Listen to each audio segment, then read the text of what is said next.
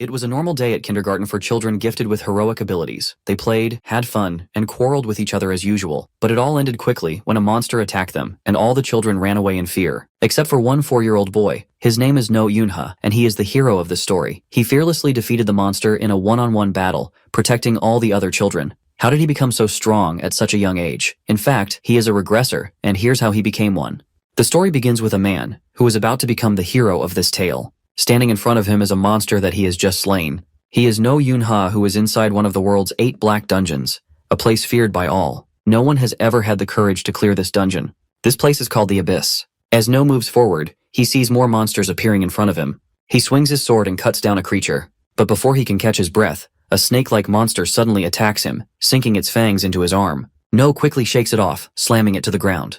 Taking advantage of the opening, he swiftly decapitates the head, killing it instantly. Just as he thinks the danger is over, he spots another monster lurking nearby. It lunges at him, and No reacts fast, striking it with his sword. But the monster bites down on his blade, snapping it in half. With a powerful swing of its tail, it sends No flying backward. Despite the attack, No doesn't give up.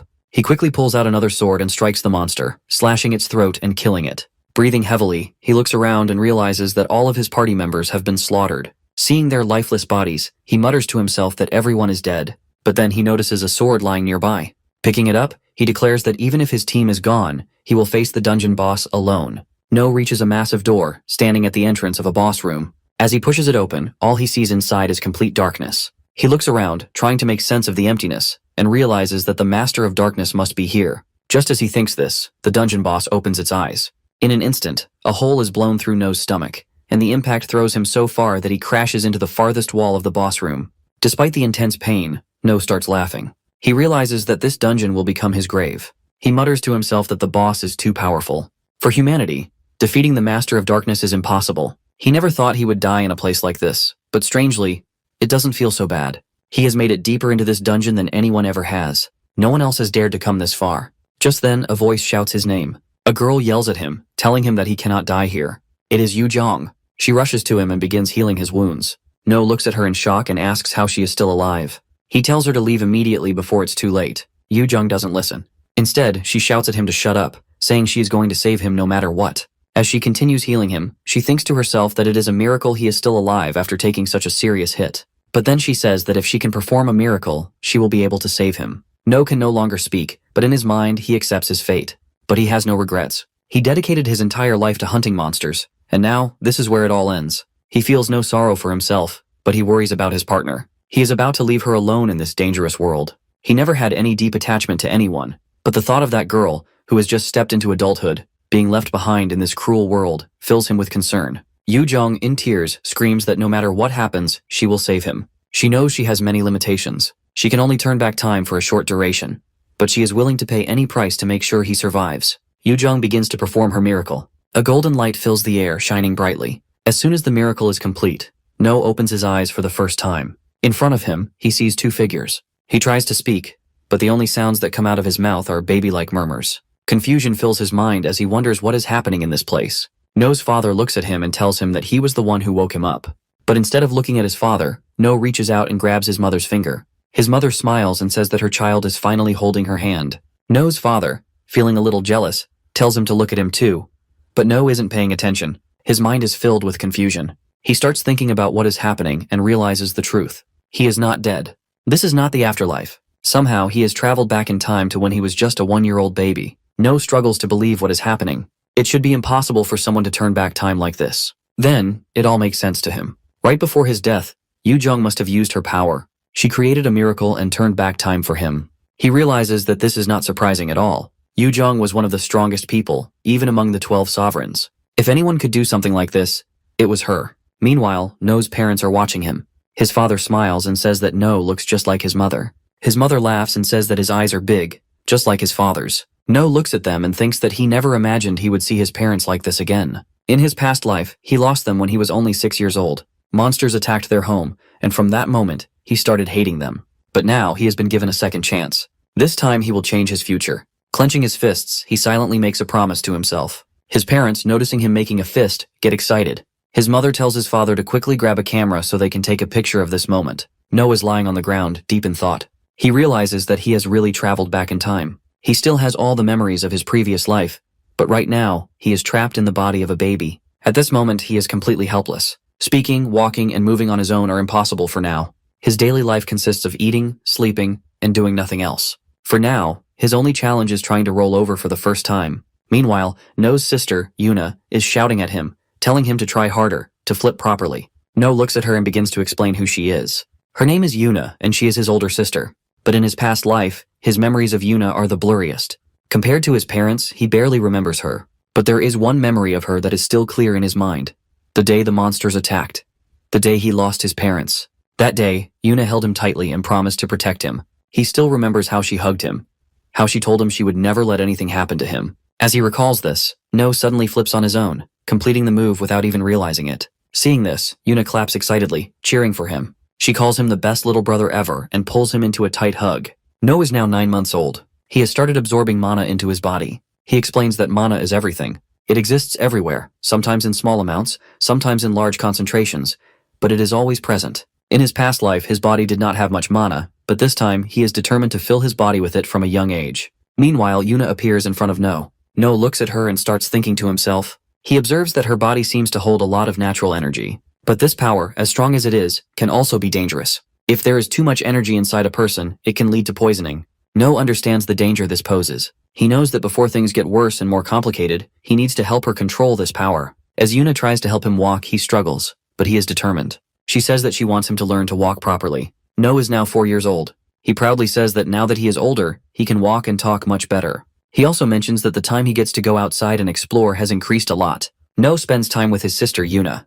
They are outside with a group of children, playing together. Yuna happily greets the kids and tells them that she has brought No along with her today. No stands at the side, watching Yuna interact with everyone. He notices how popular she is among the children and even with the neighbors. Comparing himself to her, he feels like there is no competition, while he is barely noticed. A girl from the group notices No and frowns. She asks him what he is doing there, saying that no one needs him in this place. No responds casually, saying that he was dragged here against his will. He calls her Fat Minji, which makes her instantly angry. She yells at him, reminding him that she has told him many times not to call her that.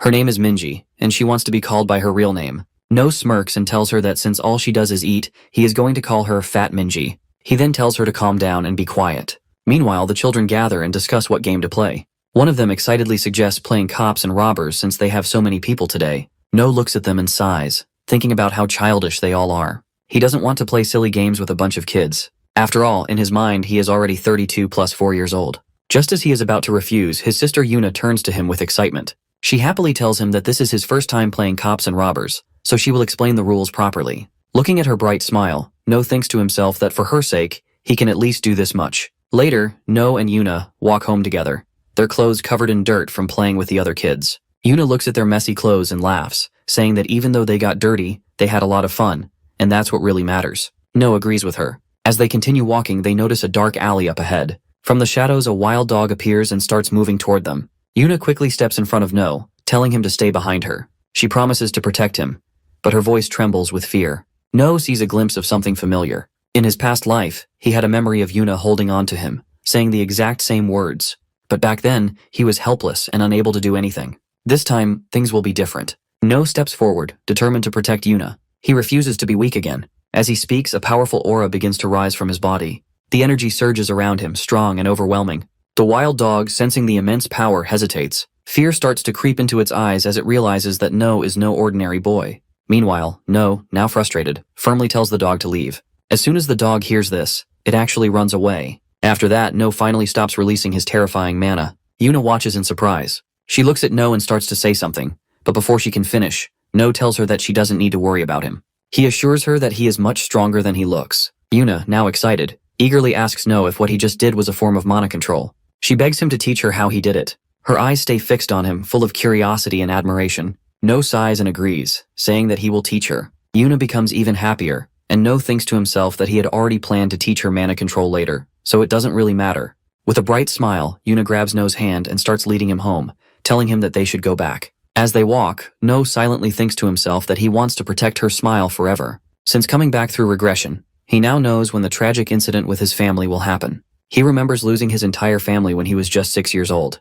But this time, things will be different. He has been given a second chance, and he will do whatever it takes to stop that tragedy from happening again. No begins Yuna's mana training, instructing her to spin a top using only her mana. She tries, but she struggles to maintain control. No watches her attempt and tells her to focus. He explains that she needs to balance the power she is using on the right side by applying the same amount on the left. Only then will the top continue spinning properly. Hearing this, Yuna replies that it is much harder than she expected. No, standing to the side, observes her efforts. He notes that she has an incredible amount of mana, but she is unable to control it properly. He finds it ironic that despite having so much power, she struggles to use it effectively. Yuna, now motivated, declares that she will prove herself. She gathers a huge amount of mana and directs it toward the top. The sudden surge of energy causes the top to spin out of control, flying in random directions. No watches and comments that she still has a long way to go before mastering her abilities. Later, No sits with his family watching TV. While he watches, his mother looks at him and says that next year, when he turns 6, he will have to start kindergarten.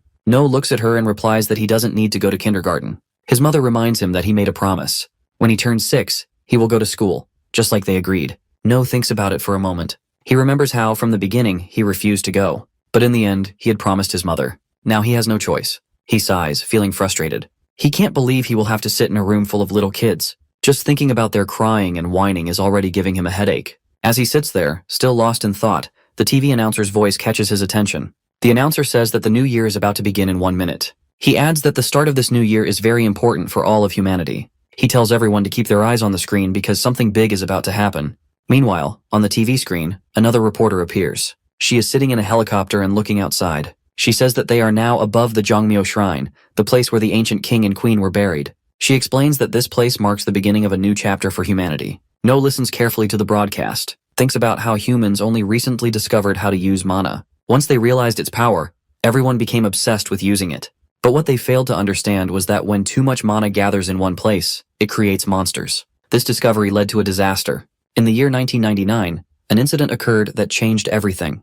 It became known as the end of the century. During this event, countless monsters appeared and attacked humanity. In South Korea alone, 30% of the population was wiped out. Fear spread everywhere as people realized the true horror of these creatures and questioned where they had come from. The governments, laws, and entire social structure collapsed under the weight of this catastrophe. Only the hunters, those who could use mana, had the power to fight back against the monsters. Because of this, a new hierarchy was born. The wealthiest elites took complete control over society, and beneath them were the hunters, the only ones strong enough to stand against the monsters. With this new system, humanity fought back, pushing the monsters away, but the damage had already been done. There were still many areas where hunters could not reach, places completely overrun by monsters. Isolated towns and abandoned cities remained filled with creatures, and the people hiding in fear could do nothing but wait for their inevitable deaths. But in the middle of all this darkness, a small spark of hope began to shine. On TV, they show a beautiful woman walking on the shrine grounds. No explains that the girl is the celestial maiden Imga-ul.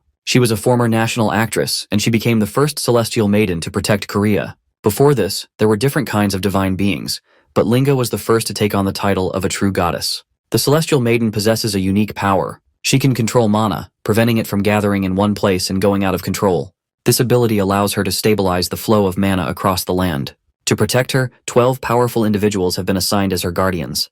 These protectors are known as the 12 sovereigns. At this moment, the maiden appears on the live broadcast. She steps forward and prays to the heavens and the earth, asking for strength to protect her country. As she speaks, she activates her power.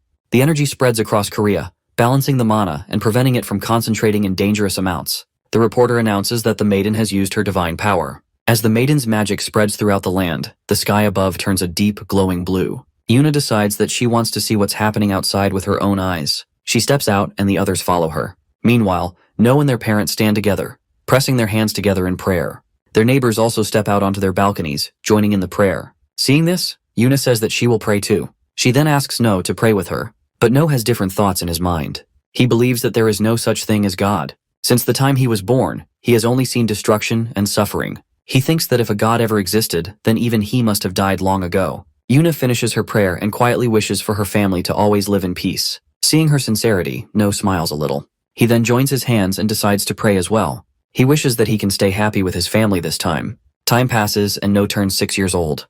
The terrible incident that took his family from him is now getting closer. No is now 6 years old and has come to attend his first class in kindergarten. His teacher, Tayo, greets him and asks him to introduce himself to the class. No stands in front of everyone and says his name. He tells them that he is 6 years old and that he is happy to meet them. Tayo looks at him and asks if that's all. He tells No that the other kids also want to be his friends and he should say a little more. But No thinks to himself that he has no interest in becoming friends with these kids. Just then, a girl suddenly shouts at No. She looks at him and asks why he is in her class. No is surprised to see her. He hadn't expected Fat Minji to be in the same class as him. Hearing that name, Minji gets even angrier. She yells at No, reminding him that she has told him many times not to call her that.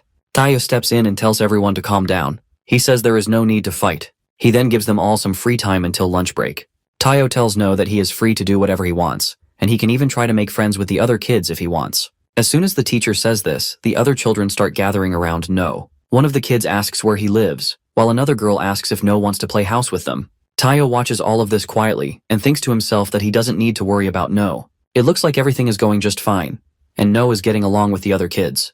But No isn't interested in playing with the other children. He manages to break free from the group and heads to the library area of the kindergarten. Once he is there, he thinks to himself that he finally escaped the kids and found some peace. No picks up a book and begins reading. As he sits there, a girl nearby notices him and watches him carefully. 3 boys enter the library area. The one in the middle is Choi, while the other 2 remain in the background. Choi looks at the girl sitting beside No and speaks to her. He asks if she is alone in this place again, and if she is reading another book. Without warning, Choi grabs the ribbon from Young's hair and holds it up. He says it looks useless. Young pleads with him to return it.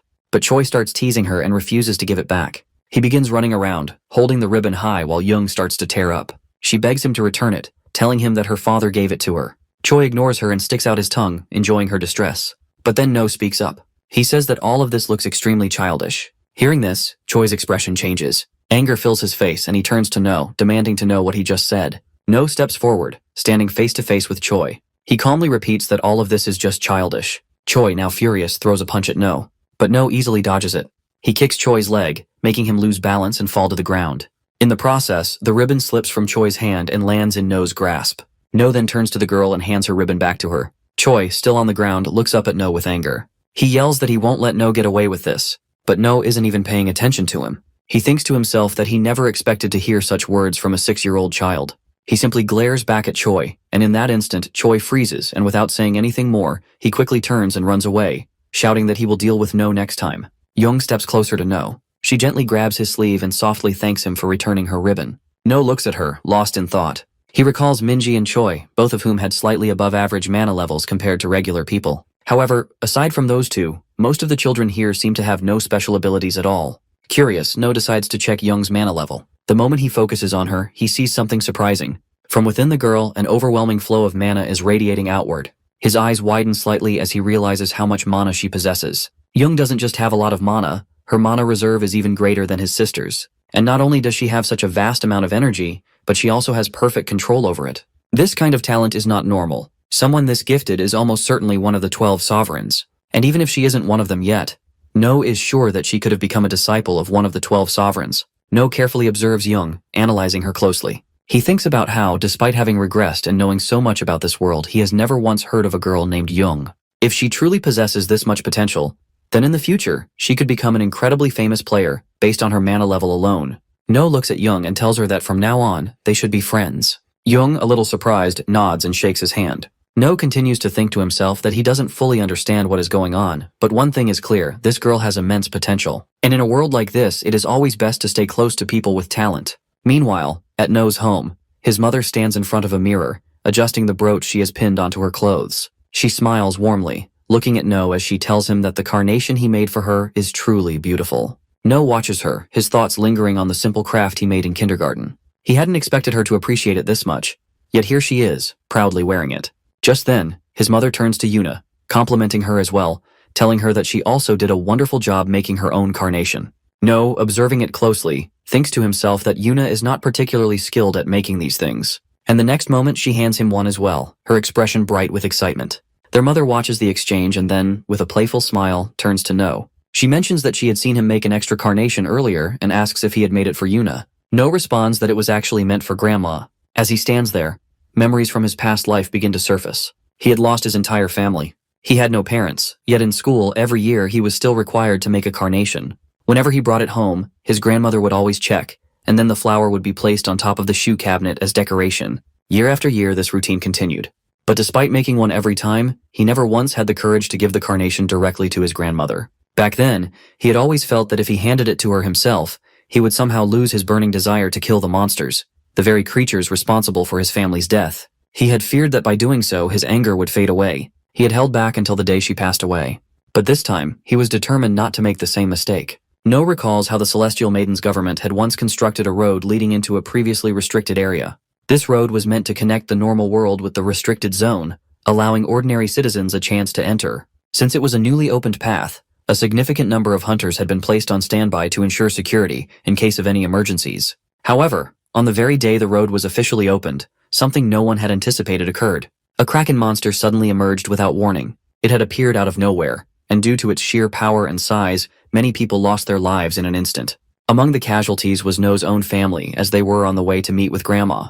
His father's voice brings him back to reality. He announces that the vacation is approaching and asks if they would like to visit their grandmother. No, after hearing his father's words, thinks to himself that the day he had been waiting for has finally arrived. No is resolute that nothing can change his decision. His family cannot go to see his grandmother. He begins explaining, sharing a deeper truth about his father's side of the family. No's grandmother is from his mother's side. His father had been an orphan, and No's maternal grandma had been the one to take care of him. No had felt lost and broken, but his grandmother had cared for him, offering him love and support until her very last breath. As No reflects on all this, his father interrupts, saying that the road leading to No's grandmother's home had been dangerous in the past, but now, a safer route has been built and is being protected. According to him, everything should be fine if they decide to go there, and no harm will come to them. No tells his parents that they cannot visit his grandmother. His mother, noticing his unusual tone, approaches him and asks why he's saying this. She questions whether he no longer wants to visit his grandmother, reminding him that he even made a carnation for her. No, realizing he needs to come up with an excuse, tells his mother that he does want to visit her, just not today. He thinks to himself that being a child, he needs to come up with a valid excuse, so his parents don't become suspicious. No then brings up Children's Day, which is coming up soon. He tells his parents that he's been wanting to go to the amusement park for a long time, especially to ride the roller coaster. Hearing this, Yuna, standing nearby, chimes in that she also wants to visit the amusement park. No's father, acknowledging the children's request, says that both Yuna and No have never been to an amusement park. No's mother explains that they usually don't travel far because of the threats nearby. No's father then agrees to take the family to the amusement park the next day. His mother assures him that she will pack a nice lunch. Yuna chimes in, asking for sandwiches and chicken nuggets. No is still feeling relieved yet conflicted. He can't stop the Kraken's appearance, but at least he can keep his parents away from the danger. If they stay away, maybe things can still be changed. Just then, No's mother receives a phone call, and upon answering, her face shows shock. She speaks hurriedly, assuring the caller that she'll take care of her mother. No's father, noticing her reaction, asks if something's wrong. She responds that her own mother has suddenly collapsed. Hearing this, No wonders how this could have happened. His grandmother had always been in good health. Everything had been fine until he left for the Player Academy. No's mother insists that while she doesn't believe her own mother's condition is too serious, she still feels the need to go see her. His father agrees to accompany her. He reassures her, saying he's just as worried about her mother's health and will go with her. However, No's mother is concerned about the children. No's father suggests they can't take the children to the theme park in such a situation. They'll have to head to her mother's place the next day, once the new road is open. No's mother, after a moment, approaches him directly and gently says that he must understand.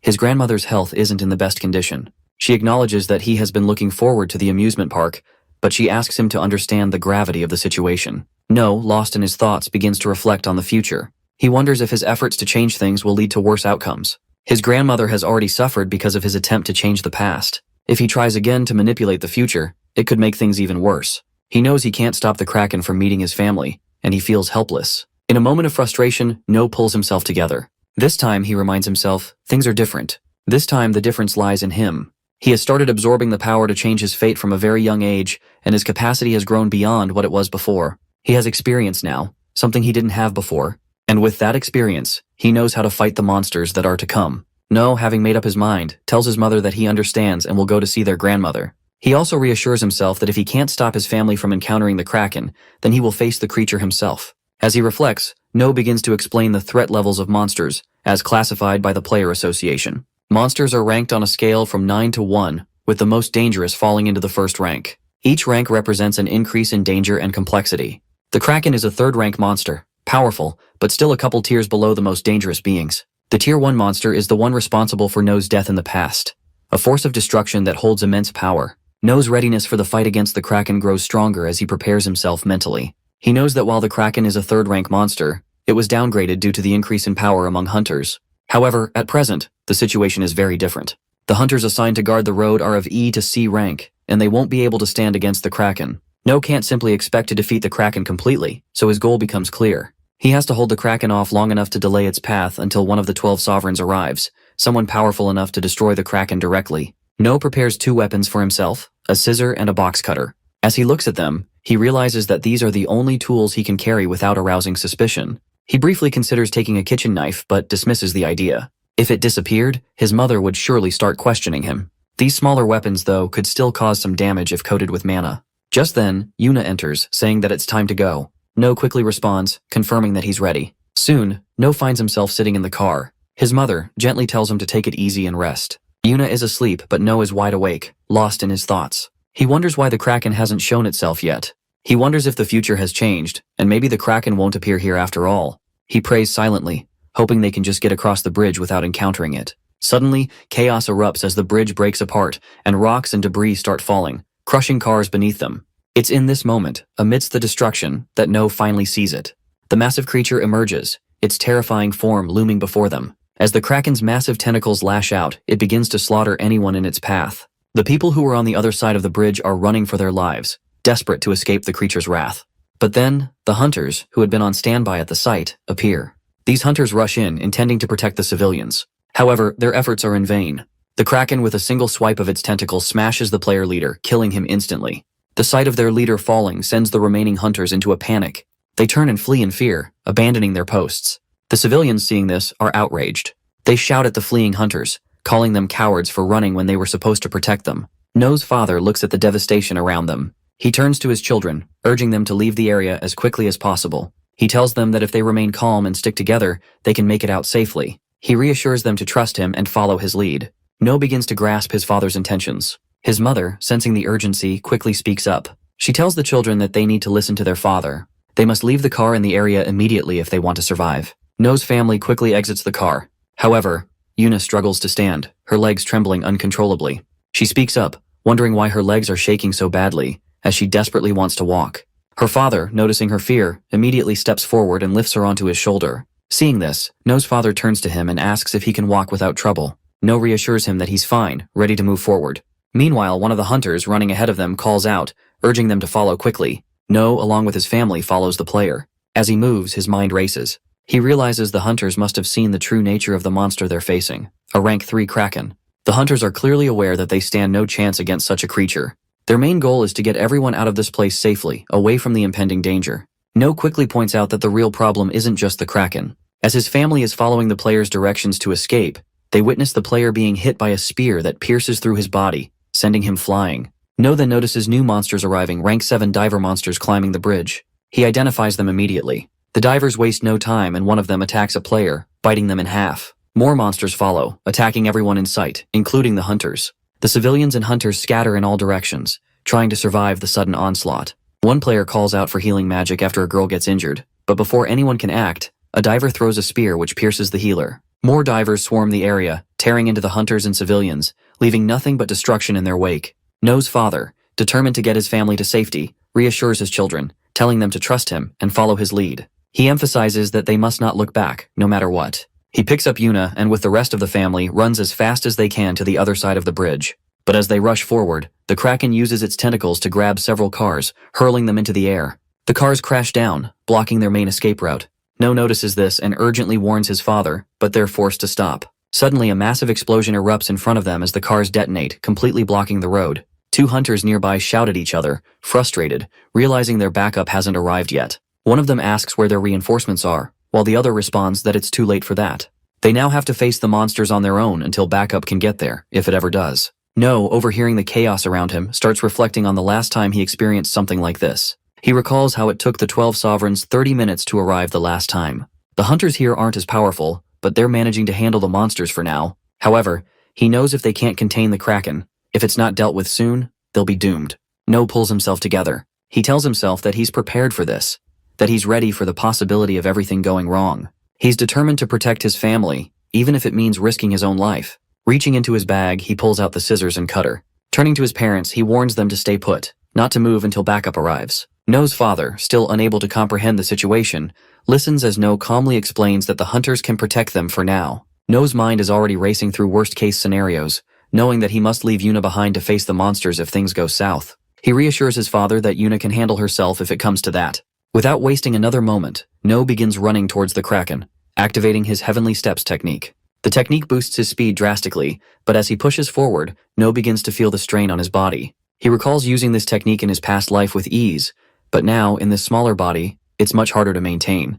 Despite the strain, No's determination keeps him going. He knows he's not built for this, but he's prepared to push his limits to reach the Kraken. No moves quickly toward the Kraken, despite warnings from the people around him telling him to stay away from the dangerous area. As he advances, several diver monsters appear in his path. No takes out his cutter now coated with magic, slashing at the first diver's throat, killing it instantly. Another diver lunges at him, but he kicks it back, then swiftly cuts its throat as well. A third diver charges him, but he slashes it down just as quickly. However, a fourth one manages to land a kick, sending No stumbling back, though he remains determined. The divers keep coming at him, but No doesn't hesitate. He continues to slice through them one by one, cutting them down with precision. As the fight rages on, memories from his past life begin to flood his mind. He recalls his past title, one from a life long gone, one where he had been an undead warrior. With each strike, it feels as though he's becoming that being once again. The memories of his past life fuel his strength, and he continues to fight with relentless force, cutting through the monsters as if driven by an unstoppable urge. As No lands on the ground, a diver appears beneath the car beside him. Before it can attack, No leaps up and lands hard on its head, taking down the creature. Another diver throws a spear at No. He narrowly dodges, rushing forward and striking down the diver before it can land another hit. In the chaos, No notices that his cutter is broken. Frustrated, he quickly pulls out his scissors, realizing that they've also split into two pieces. Running toward the Kraken, he uses his Heavenly Step to close the distance. Finally, he stands face to face with the Kraken. As the Kraken hurls a car at No, he narrowly dodges it. In a swift motion, he climbs up one of its massive tentacles and heads straight for the Kraken's face. He grips his scissors tightly and plunges them into the creature, angrily scraping and cutting at its skin. The Kraken thrashes, but No doesn't stop, continuing to stab and slash with all his might. In response, the Kraken raises another tentacle, aiming to crush No, but he dodges just in time, landing safely on the ground. As he looks at his scissors, he notices that one of the blades is partially broken. Still, he checks the other part and mutters to himself that it will have to do for now. The Kraken, with its massive tentacles, continuously tries to grab No. He skillfully dodges and climbs up its tentacles, ready to strike with his scissor. But just as he's about to make his move, one of the Kraken's tentacles swings at him. No is midair and unable to dodge in time. The tentacle strikes, sending him crashing a distance away. Despite the blow, No doesn't give up. He's battered but still determined to fight. He realizes his stamina is nearly depleted, but he's not backing down. As he stands on the bridge, the Kraken's tentacle slams beneath him, breaking the support pillars. The structure begins to crumble, and No feels the ground beneath him give way. He's falling, but somehow he manages to regain his balance. The Kraken lifts a massive truck and throws it directly at No. With all his strength, No swings his weapon, slicing the truck in half just before it crashes down on him. However, as the truck splits, No realizes his weapon is completely shattered. Exhausted and on the brink of collapse, No feels his body giving out. His vision begins to fade, and he knows he's about to lose consciousness. For a moment, he thinks it's over. But in the haze of his fading senses, he forces himself to stay awake, knowing that if he loses control now, all his effort would be for nothing. He can't let it end like this. His eyes close, but only for a second. With a surge of willpower, he opens them again, determined to see things through. This time he vows he will do things right. He will fight, and he will make sure his family has a future they can live happily in. As the Kraken's tentacle swings toward No, he braces himself, thinking to himself that he doesn't want to die just yet. He wants to live. But then, Yuna arrives and shouts at the Kraken, telling it not to hurt her brother. In that instant, a golden light bursts from her, overwhelming the surrounding area. All the monsters near her are struck by the light, and one by one they vanish, disintegrating in midair. No watches in shock, unable to comprehend what's happening. He mutters to himself that this can't be real. It must be a miracle. This miracle is a gift, one that only some people possess. No realizes that in the world he comes from, only a very few people were capable of using such gifts. Now, seeing Yuna wielding this power, it starts to dawn on him that she might be one of the miracle users, a rare individual with a gift that could change everything. A golden light surrounds Yuna as she speaks to No, reassuring him that everything will be okay. No, looking at his hands, notices that his injuries have completely healed. The golden light is not just healing him, but protecting them from the monster. However, he remembers something important. The miracle they're experiencing comes with a significant price, a price that is always steep. No then turns to Yuna, asking if she's okay, and if she feels any discomfort. Yuna, feeling extremely tired, tells him that she's just sleepy, before quickly falling unconscious. Watching her, No notices something alarming. The life force that had been sustaining Yuna is nearly gone. The only thing keeping her alive is her heart, still beating faintly. It becomes clear to No that the miracle she used to heal them has drained her own energy, her life force. No carefully lays Yuna down on the ground and tells her to rest, assuring her that he will handle everything from here. His mana is now fully replenished, and he prepares to face the Kraken alone. The Kraken fully reveals its massive head, its eyes locking onto No. Seeing this, No smirks and mutters that the monster must have finally realized he is a serious opponent. The Kraken lashes out at No with its numerous tentacles, striking him repeatedly. No fights back, cutting through the tentacles with what strength he has left. He realizes he hasn't gained any extraordinary power, he's simply relying on his will to survive. His body is recovering, but he's still nowhere near strong enough to defeat the Kraken. The only thing that keeps him going is the knowledge that his family is safe for now. His focus shifts. He doesn't need to defeat the Kraken. Just delay it long enough until one of the 12 sovereigns arrives to handle the situation. A moment before the Kraken incident, a man sits in his car, stuck in traffic, unable to move forward. Frustrated, he mutters to himself, complaining about how boring the situation is. He turns to the driver and asks if he's sure he's driving properly. The driver responds, explaining that the traffic jam is due to the new bridge being open and everyone is heading toward it. The man, still irritated, comments that he should have quit his job with the 12 sovereigns. He joined the group to fight stronger opponents, not to protect ordinary people. He never signed up to shield civilians from danger. At that moment, the car driver and the red-haired man suddenly sense a strange presence nearby. Almost immediately, the red-haired man's phone starts ringing. When he answers, the person on the other end tells him that he must have already felt it by now. Without wasting time, the man directly asks what rank the creature is. The person on the phone replies that the monster that has appeared is a rank 3 Kraken. Hearing this, the red-haired man becomes excited and asks for the exact location of the monster. Seeing his reaction, the driver starts thinking to himself, a dangerous monster has just appeared, but instead of being worried, this man looks thrilled. The person on the phone starts speaking, explaining that they still don't know the exact damage caused by the Kraken. However, the destruction in that area is massive. The hunters they had already sent there are not strong enough to handle a Kraken.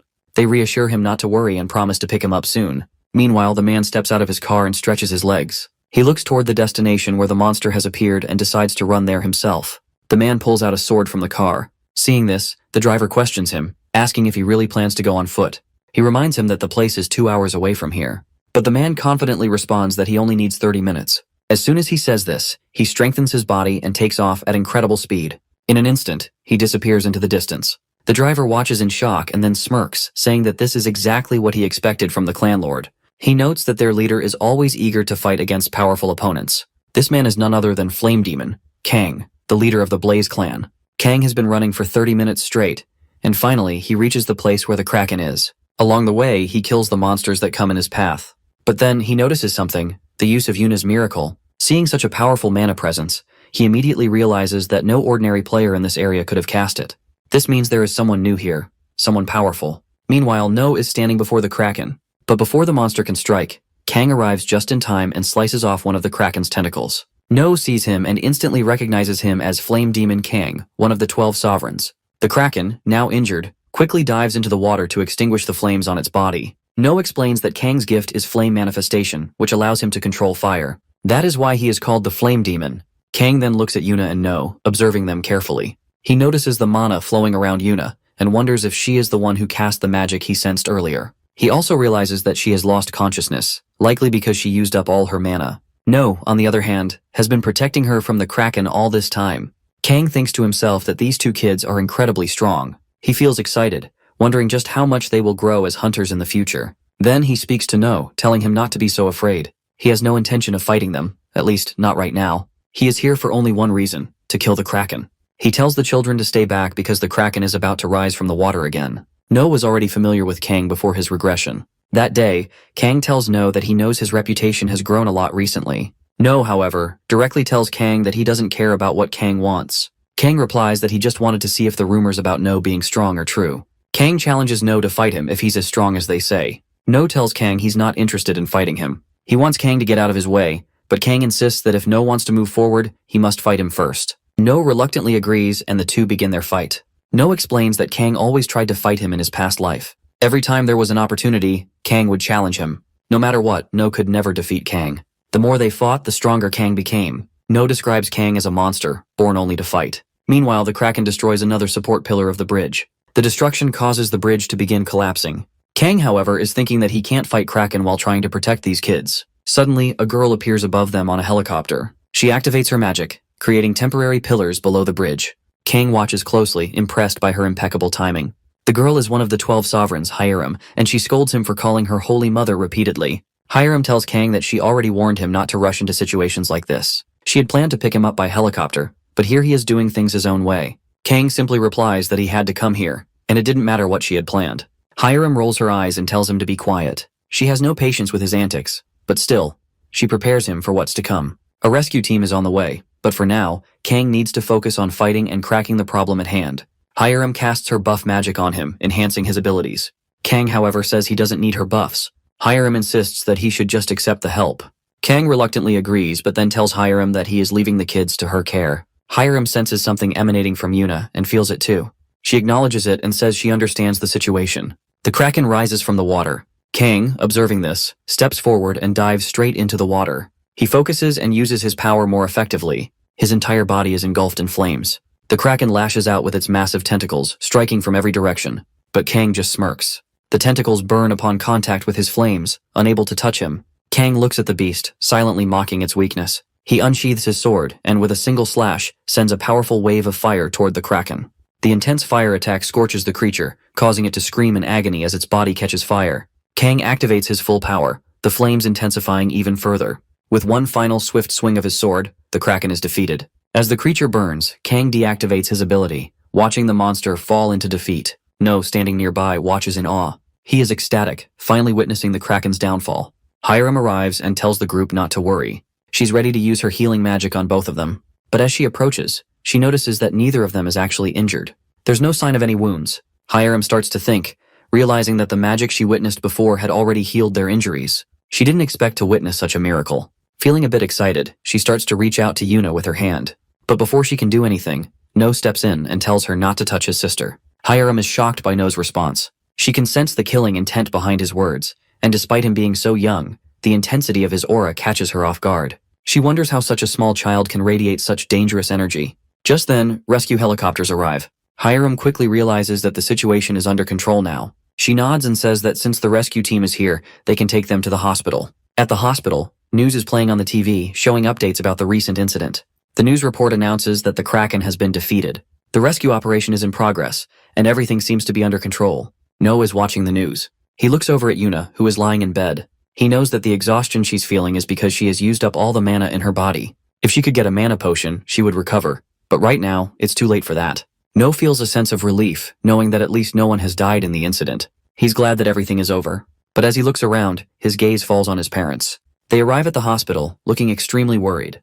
They are staring at No, clearly distressed by the situation. No, seeing their faces, feels a sense of dread. He knows that this might be the end for him. His mother gently asks if he's hurt anywhere, but No quickly denies it. His father then asks about Yuna, and No informs them that Yuna is sleeping because of mana deficiency. No explains that the potion is helping her recover. Hearing this, his father seems a bit relieved. But then, No's father shifts his focus and asks why No ran off like that.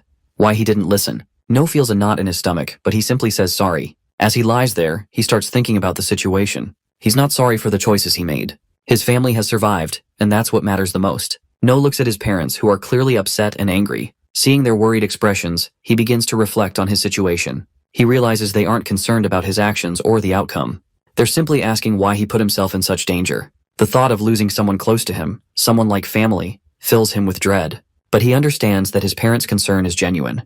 They care deeply, and he hadn't given enough thought to their feelings before. With a heavy heart, No starts to cry and tells them that he was wrong. He admits his mistake and promises he won't do it again. Seeing him like this, his mother pulls him into a tight embrace, her arms comforting him. His father joins in, holding both of them close. They tell him not to make the same mistakes again.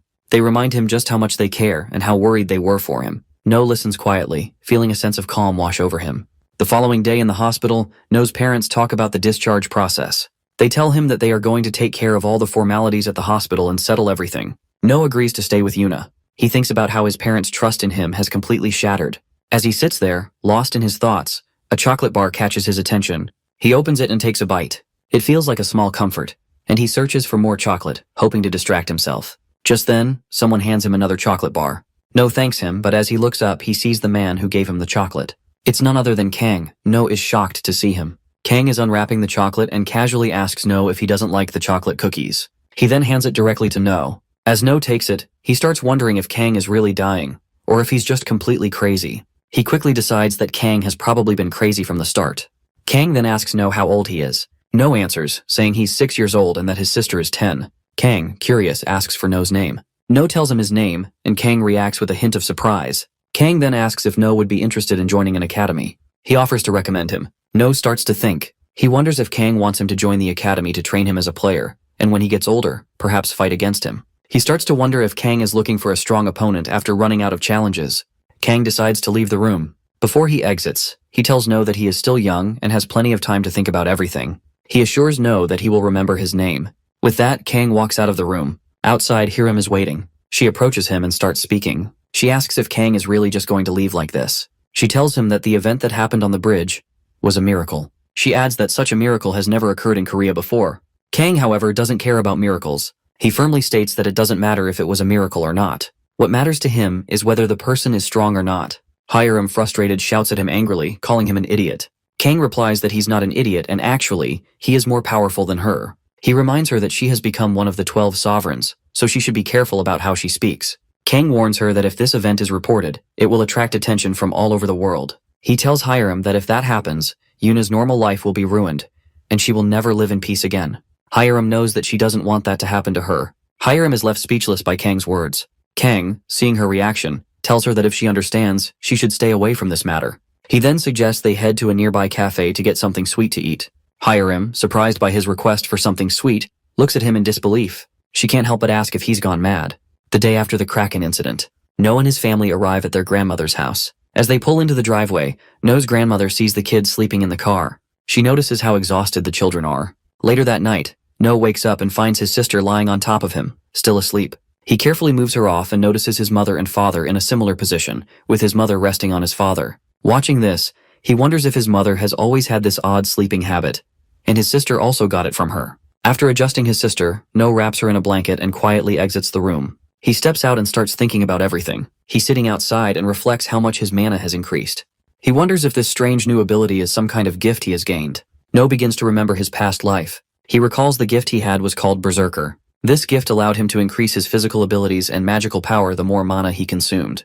However, it also came with a drawback. As he used more mana, he would slowly lose his sanity. The last time No consumed all of his mana, he did not lose his sanity. He realizes that if there had been no penalty attached to the gift, it would have been a truly powerful ability. But he also understands that the true nature of his gift remains a mystery. As he reflects on this, his grandmother appears in front of him. She asks what he has been doing awake at this hour. No tells her that he slept a lot in the car earlier. His grandmother, wrapping a shawl around him, reminds him that if he wants to grow into a better adult, he needs to sleep more. No thinks to himself that his grandmother has always been there for him, guiding him through his thoughts. He then asks her why she isn't sleeping. She replies that it's because he isn't sleeping. Just then, his mother enters the room with a cup of warm milk. No starts drinking it, grateful for the care. While No drinks, his mother talks to his grandmother, telling her how surprised she was the last time she received the call. His mother then explains that she was worried, but his mother is also relieved that she is doing better now. His grandma mentions her neighbor, who is always causing drama, but still reassures her that everything will be okay.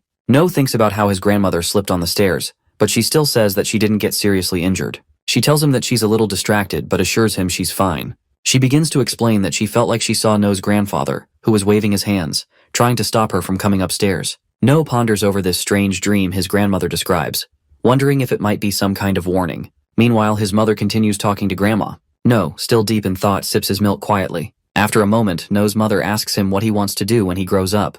As No hears his mother's question, a dark shadow seems to loom over him. His past life memories flood his mind, the countless monsters he had fought, the battles he had won. He remembers all of it vividly, but it doesn't bring him peace. Instead, it leaves him feeling confused and lost. His mother notices his distant expression and asks him what's wrong. No quickly brushes it off, telling her it's nothing. He admits that he doesn't know what lies ahead. His grandmother, sensing his uncertainty, tries to comfort him. She tells him that he's still young and has plenty of time ahead. She encourages him to experience life fully, make friends, fight for what he believes in, study, and play. She reminds him that he has the chance to discover everything on his own, and even if he doesn't have all the answers now, that's okay. Life will guide him, and he should live it to the fullest until he finds his path. No's mother, hearing her own mother's words, agrees. She hugs No, assuring him that his time is in his hands. She believes in him completely. She tells him that his name, No Yoon-ha, comes from the universe itself, and with that name, he has endless potential. Whatever he wants to do, he can do it. She will always support him no matter what. His grandmother, nodding in agreement, adds that she too will always stand by him. Yuna arrives and mentions that she wants some milk too. No remembers something and quickly hands over the carnation he had made in class to his grandmother. She smiles, thanking him, and tells him she'll proudly display it on top of the shoe shelf, showing it off to everyone. No feels a sense of warmth knowing he's created something meaningful for her. As he watches his grandmother, No reflects on the wonderful memories he's about to make in this life. He feels grateful for having such a supportive family. His grandmother's happiness fills him with contentment as he silently thanks her for all the love she's given him. A few days later, No's parents share some exciting news with him. They're going to have another child. No's mother explains that they'll soon be welcoming a new sibling into the family. Yuna, overhearing the conversation, is thrilled at the news and eagerly talks about how excited she is to have another sibling. No's mother notices that he seems unusually quiet and approaches him, asking if something's wrong. No, however, is overwhelmed with happiness. He smiles through tears and thanks her. He tells her that this moment is the best thing that has ever happened to him. Hearing this, his father chuckles and teasingly says that if others saw No like this, they'd think No is the real father. A year later, No is now 7 years old, and he is playing in kindergarten, surrounded by a few girls. Their laughter fills the air as No is stuck pretending to be a dog while the girls come and pet him. No starts to get annoyed but tries to go with it and stay calm. Among the girls, there's Minji, who stands away from others. She taunts him asking why others are calling him cute. She even says they should get rid of it. Hearing this, No's anger starts to rise. He knows that Minji always tries to provoke him.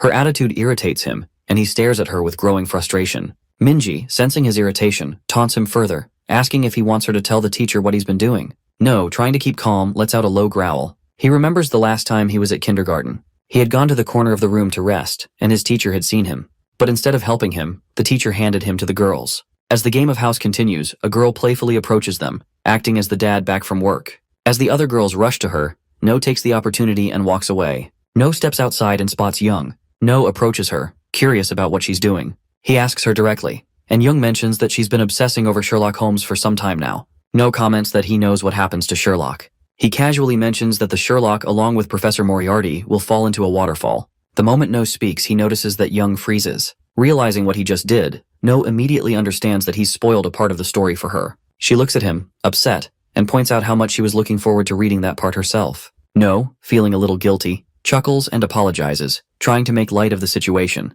He then reassures her that, in the next book, Sherlock Holmes comes back to life, trying to fix what he's done. But it makes the situation even worse. Young looks upset, and her eyes fill with tears. She tells him that he's really messed things up for her. No, now feeling genuinely bad, apologizes again.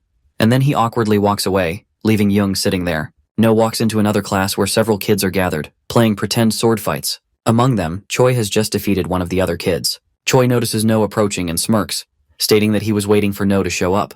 He wants to know who the strongest in their class really is. The kids around them begin to murmur, speculating about the upcoming fight. They're curious to see whether Choi or No will emerge as the strongest. Choi, with his sword pointed at No, declares that this area is meant for people like them, and that No won't stand a chance today. He challenges No to pick up his sword and face him. Choi's sword is raised high, and he assures the crowd that he'll defeat No with a single strike. From the back, someone suggests No will be defeated easily, and another adds that the fight will show who the real strongest is. A few girls in the crowd are particularly loud, and No hears them. Among them is Minji, who catches No's attention. Minji yells at No, telling him to die. No realizes that she has always been this type of person. He looks at Young, wondering if she might cheer for him. But then he remembers how he had spoiled her story earlier. As a result, Young yells out, expressing her hatred for him. No picks up his toy sword, reflecting on how, in this world, he is always alone. Choi charges at No quickly. However, No swings his sword once, knocking Choi's weapon out of his hand. In the blink of an eye, No strikes Choi in the stomach, sending him to his knees. Choi, now on the ground, admits defeat, saying that if only he could use his sealed powers, he would have been able to win. The children around No stare at him in awe. He feels the pressure and, in response, tries to act casually, commenting on how great the fight was. The other kids start to shout in excitement, impressed by No's performance. One of them pulls No aside, saying that he is the one who can pull the legendary Excalibur out. Soon they arrive at the spot where the Excalibur is kept. To No, it looks like just another toy. He wonders whether he should pull it out and what might happen if he does. He grabs the sword and pulls it free. Immediately, the kids around him cheer loudly, celebrating his victory. Meanwhile, near a bench, a bloody mobile phone lies on the ground, its screen showing a news report. The headline reads that rank 7 goblins have appeared, and that the knights are engaged in frontline battles with them. However, the report also mentions that 2 goblins have already escaped. There is a high likelihood that more goblins are hiding in residential areas, and the public is urged to report anything unusual immediately. The children are now playing freeze tag. Meanwhile, No sits off to the side, watching them. He feels exhausted and is on the verge of giving up, but the other kids show no signs of slowing down. No watches as they continue to play, thinking to himself that he is so tired, he might just pass out.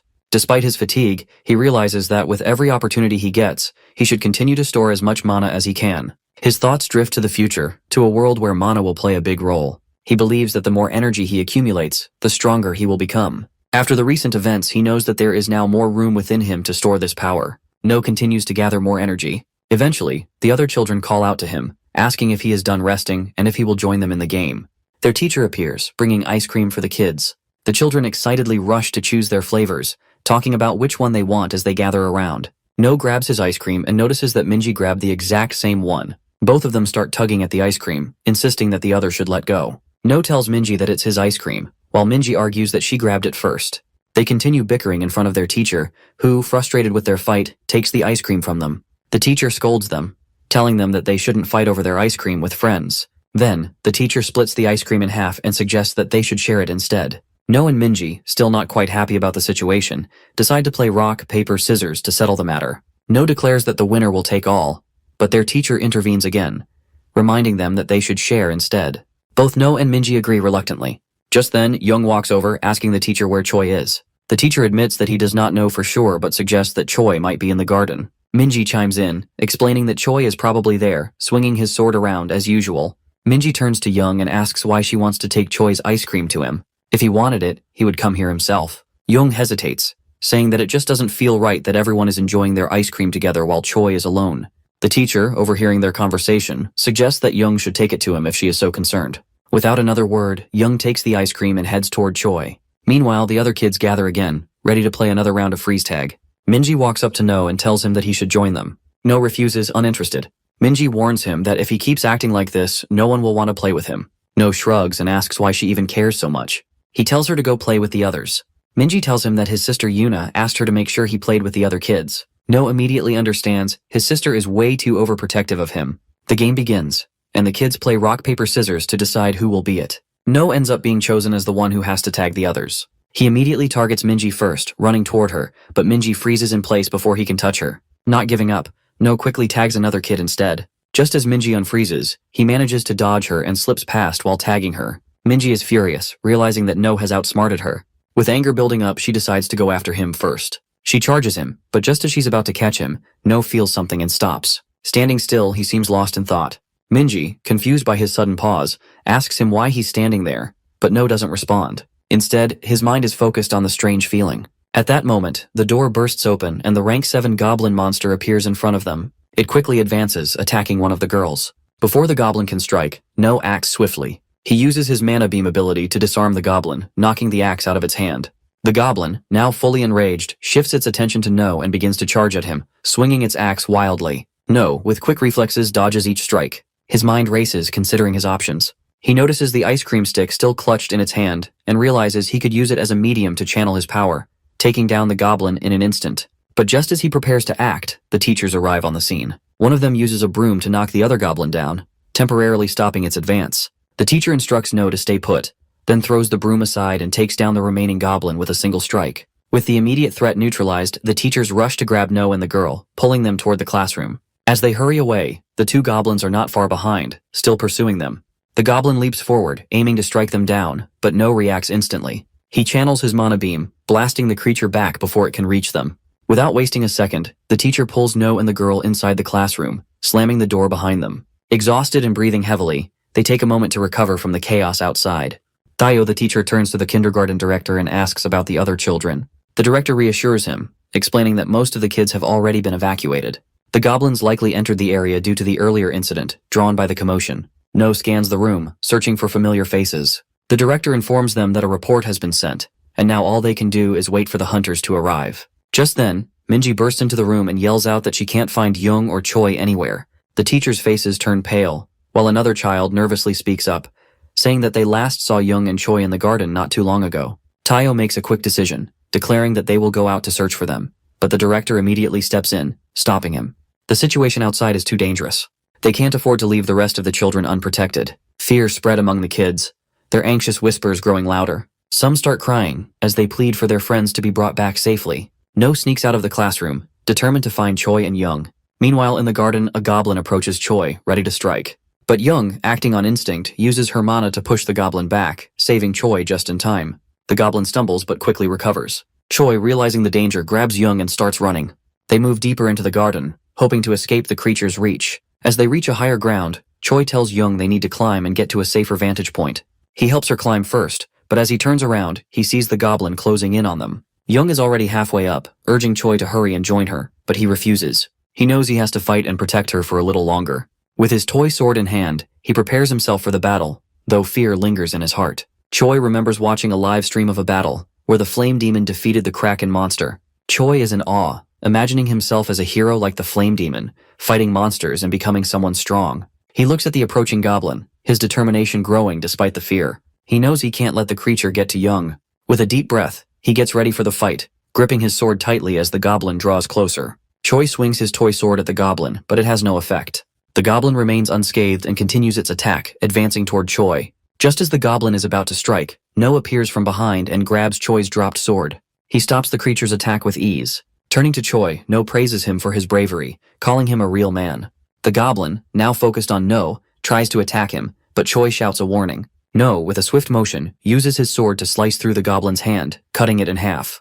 With a second strike, he destroys the goblin's core, completely obliterating the creature. No reassures Choi, telling him there's nothing to worry about now. Just then, Choi, overwhelmed with emotion, rushes to No and hugs him tightly, calling him a real hero. Young, still shaken by the encounter, climbs up to No as well. She clings to him, tearfully admitting how terrified she had been. A while ago, when the children were arguing among themselves about what would happen to Young and Choi, No took this opportunity to slip away. Using his mana detection ability, he scans the surrounding area and soon spots Young and Choi. As he moves forward, he encounters another goblin in his path. No steps forward, ready to face the threat. As the goblin charges, he dodges its strike and leaps onto a nearby wall, moving behind the creature.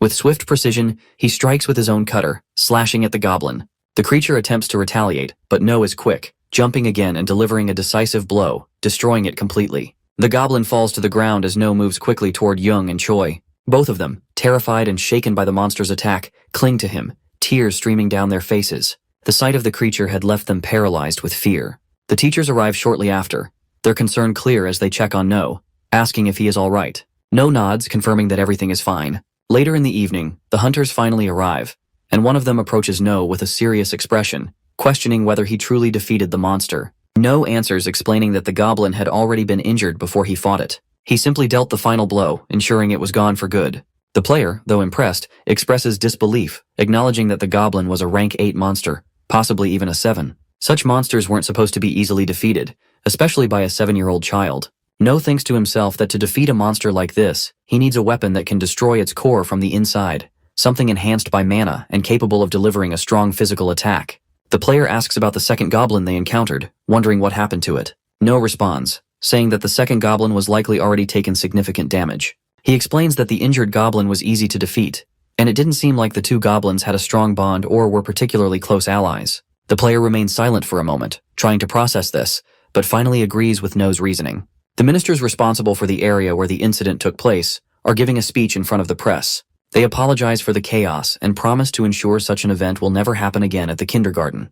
They declare No as the hero of the day, and he is awarded a certificate in recognition of his actions. His classmates cheer for him, applauding his bravery. As No stands there receiving the certificate, he can't help but think about his mother. He imagines her scolding him for causing trouble just like he did with the Kraken incident, expecting her to yell at him for getting involved in yet another dangerous situation, while No's father telling him he needs to write an apology letter first, and then they can talk. No, feeling overwhelmed, thinks to himself that he is probably going to be in trouble, but despite everything, he forces a smile as he holds the award. During their kindergarten fest, Young is on stage, performing a play about Snow White. The teachers narrate over the scene, explaining that a long time ago, there was a princess named Snow White, whose face was as pale as snow and whose beauty was unmatched. Her heart was kind, which earned her the love and affection of the 7 dwarfs living in the forest. No stands backstage, observing the crowd, with Choi by his side. Choi is calling out loudly in confusion. He doesn't remember his lines. No calmly responds, telling him that his only line is, "You shouldn't eat." Choi, still caught up in his thoughts, admits that he expects this from his captain, that he had hoped No will remember everything perfectly. No reflects on the recent goblin incident, noting how much he has changed since then. Back then, Choi called him a warrior, someone who could lead and fight. But now, despite everything, Choi still calls him captain, and No finds it a bit strange. On the stage, Minji appears as the witch, holding a red apple, and offers it to Young, telling her how delicious it looks. Young nods, agreeing that it does seem delicious. However, the other dwarfs immediately object. He insists that no stranger should ever give anything to eat. Another dwarf agrees, expressing concern that it might be poison. Choi enters the scene. He shouts, warning the princess not to eat the apple, causing an abrupt silence across the stage. The room is now filled with laughter as Choi's dramatic warning settles over the crowd. Minji, who plays the witch, grows frustrated. She tosses the apple as she tells her to just eat it. The apple hits Choi, who is completely caught off guard. He collapses on the floor, losing consciousness. The teachers step in, quickly adjusting the script. They change the story, claiming that it was the dwarf, not the princess, who ate the poisoned apple. The queen, refusing to give up, forces the princess to eat the remaining apple. They look at Minji, signaling for her to make the change, and she complies. In a quick motion, Minji hands Young the apple, forcing it into her mouth. The scene concludes as Young falls unconscious and Minji rushes off the stage. After eating the apple, Choi is carried off the stage, and Tayo turns to No. He tells No that he is the only one he trusts now, urging him to do his best. As No steps onto the stage, the audience murmurs, commenting that he seems a little intimidating. Some of them remember that this is the same child who defeated a monster. It's hard to believe that a kid could have accomplished such a feat, especially when the award was given to him in the city hall. No's mind drifts back to his past life, where he was never looked at with kindness, always seen as a monster. He was an undead player, someone people feared. As his past trauma surfaces, his sister blocks those thoughts, stepping in and shouting that she is there for him. The sight of his family cheering for him calms him down. With his focus regained, No shifts his attention fully to the play, determined to perform his role. No stands in front of Young, gazing at her with admiration. He remarks that in this world, it's hard to believe someone so beautiful can exist. After saying this, he places a kiss on her forehead, causing Young to stir and wake up. The crowd bursts into applause as the play concludes successfully. Everyone lifts No into the air, celebrating his role in saving the play. No's parents arrive and they express their pride in him, telling him he did a great job. No, with a confident smile, responds that of course he is their child. His mother then asks if he has figured out what he wants to do in the future. No pauses, recalling the same question she had asked him a year ago when he was at his grandmother's house. Now, No thinks about it, realizing he still doesn't have a clear answer. Looking at the people around him, he wonders if he wants to live a happy life. After reflecting for a moment, he turns to his mother and says that maybe he will be a warrior. His mother, looking at him with understanding, simply replies that whatever he chooses to do, she will always support him. A year later, No steps into his elementary school for the entrance ceremony. The new principal is giving a speech. No, now in his third year, stands quietly, and Minji watches him with a yawn, clearly uninterested. A bit of banter ensues between them. Choi, on the other hand, is excited, chatting away with the others. The entrance ceremony eventually concludes. Later in their classroom, students start introducing themselves. Minji begins, sharing that she had attended the Doan kindergarten and talks about herself. The teacher Gina cuts her off, saying that's enough for now. Minji, respecting the teacher's request, quiets down and finishes her introduction. Everyone in the class breathes a sigh of relief. Now it's No's turn. Ms. Gina calls on him to introduce himself. No introduces himself to the class, stating his name and mentioning that he used to go to the Doan kindergarten. Ms. Gina, sensing his pause, asks if that's all. No simply nods and says yes. With a small sigh, Ms. Gina moves on and calls on Young. Young stands up nervously, her hands trembling slightly. She begins, stuttering a bit as she introduces herself. No remembers the day they all went to Young's house. All her friends are gathered, excitedly chatting outside. Her father, noticing the buzz, asks them if they had a tough time getting there. He offers to make them a nice lunch and asks if they would like a drink. No notices Young's father and has a strange feeling of familiarity. He wonders where he's seen that face before. The other kids are busy asking for snacks and drinks. Some want chocolate, others prefer mango juice. But when Young's father turns to No, he asks what he would like. No, still a bit distracted, almost about to ask for a cup of coffee. He realizes he is still a kid and asks for a banana shake. Young's father brings lunch for everyone, placing a variety of dishes in front of them. The food looks delicious, and one of them immediately starts eating, commenting on how tasty it is. The others follow suit, all praising the meal. Minji and Choi are caught up in their usual bickering, but No remains quiet, observing them. No wonders what's so special about the food that everyone is raving about. When he finally tries it, he's taken aback by the taste. As soon as the food enters his body, he feels an odd sensation. It's as if his body is being restored, as though something inside him is healing. He realizes that all this food is acting as a potion, an elixir that helps restore mana. Potions are commonly used by players who venture into battles against monsters, as it aids in replenishing their mana. No, still processing the effects of the elixir, doesn't give a strong reaction. Jung notices and asks him if he doesn't like it. He quickly reassures her that it's actually very delicious, but he asks her what her father's name is. Jung tells him that her father's name is Seok-hoon. No walks up to Jung after hearing her father's name. He tells her that they should be close friends, and in that moment, he begins to recall something from his past life. Seok-hoon, he explains, is the person who revolutionized the potion market. In his past life, Seok-hoon was the person who revolutionized the potion market, using his gift of filtering to extract mana from selected materials. His efforts were so significant that, in the future, Seok-hoon's company would rise to become one of the 3 largest in Korea. However, he did not remember Seok-hoon had a daughter. He realizes that when he saved Jung from the goblin, she survived, otherwise, in his previous life, she would have died. This thought lingers in his mind as he places a hand on her shoulder. He reassures her that if anyone bothers her at school, she should let him know. He won't let anyone get away with it. Jung nods, agreeing. In the classroom, Jung remembers the events of the past and addresses the group. She tells them that she, like No and Minji, attended the Doan kindergarten. She shares that she enjoys reading and admits feeling awkward whenever she speaks to someone for the first time. Despite this, she encourages everyone to come talk to her. After introducing herself, she takes a seat, hoping to connect with her new classmates. Gina announces that the next student is Siona. As Siona stands up, it's clear that she's different. With ears and a tail, the other students murmur among themselves, wondering if she's real or if she's a monster. No knew that demi-humans is a term used for children who have human traits mixed with those of monsters. These children have uneven distribution of mana in their bodies, and due to their genes, they often exhibit monster-like features.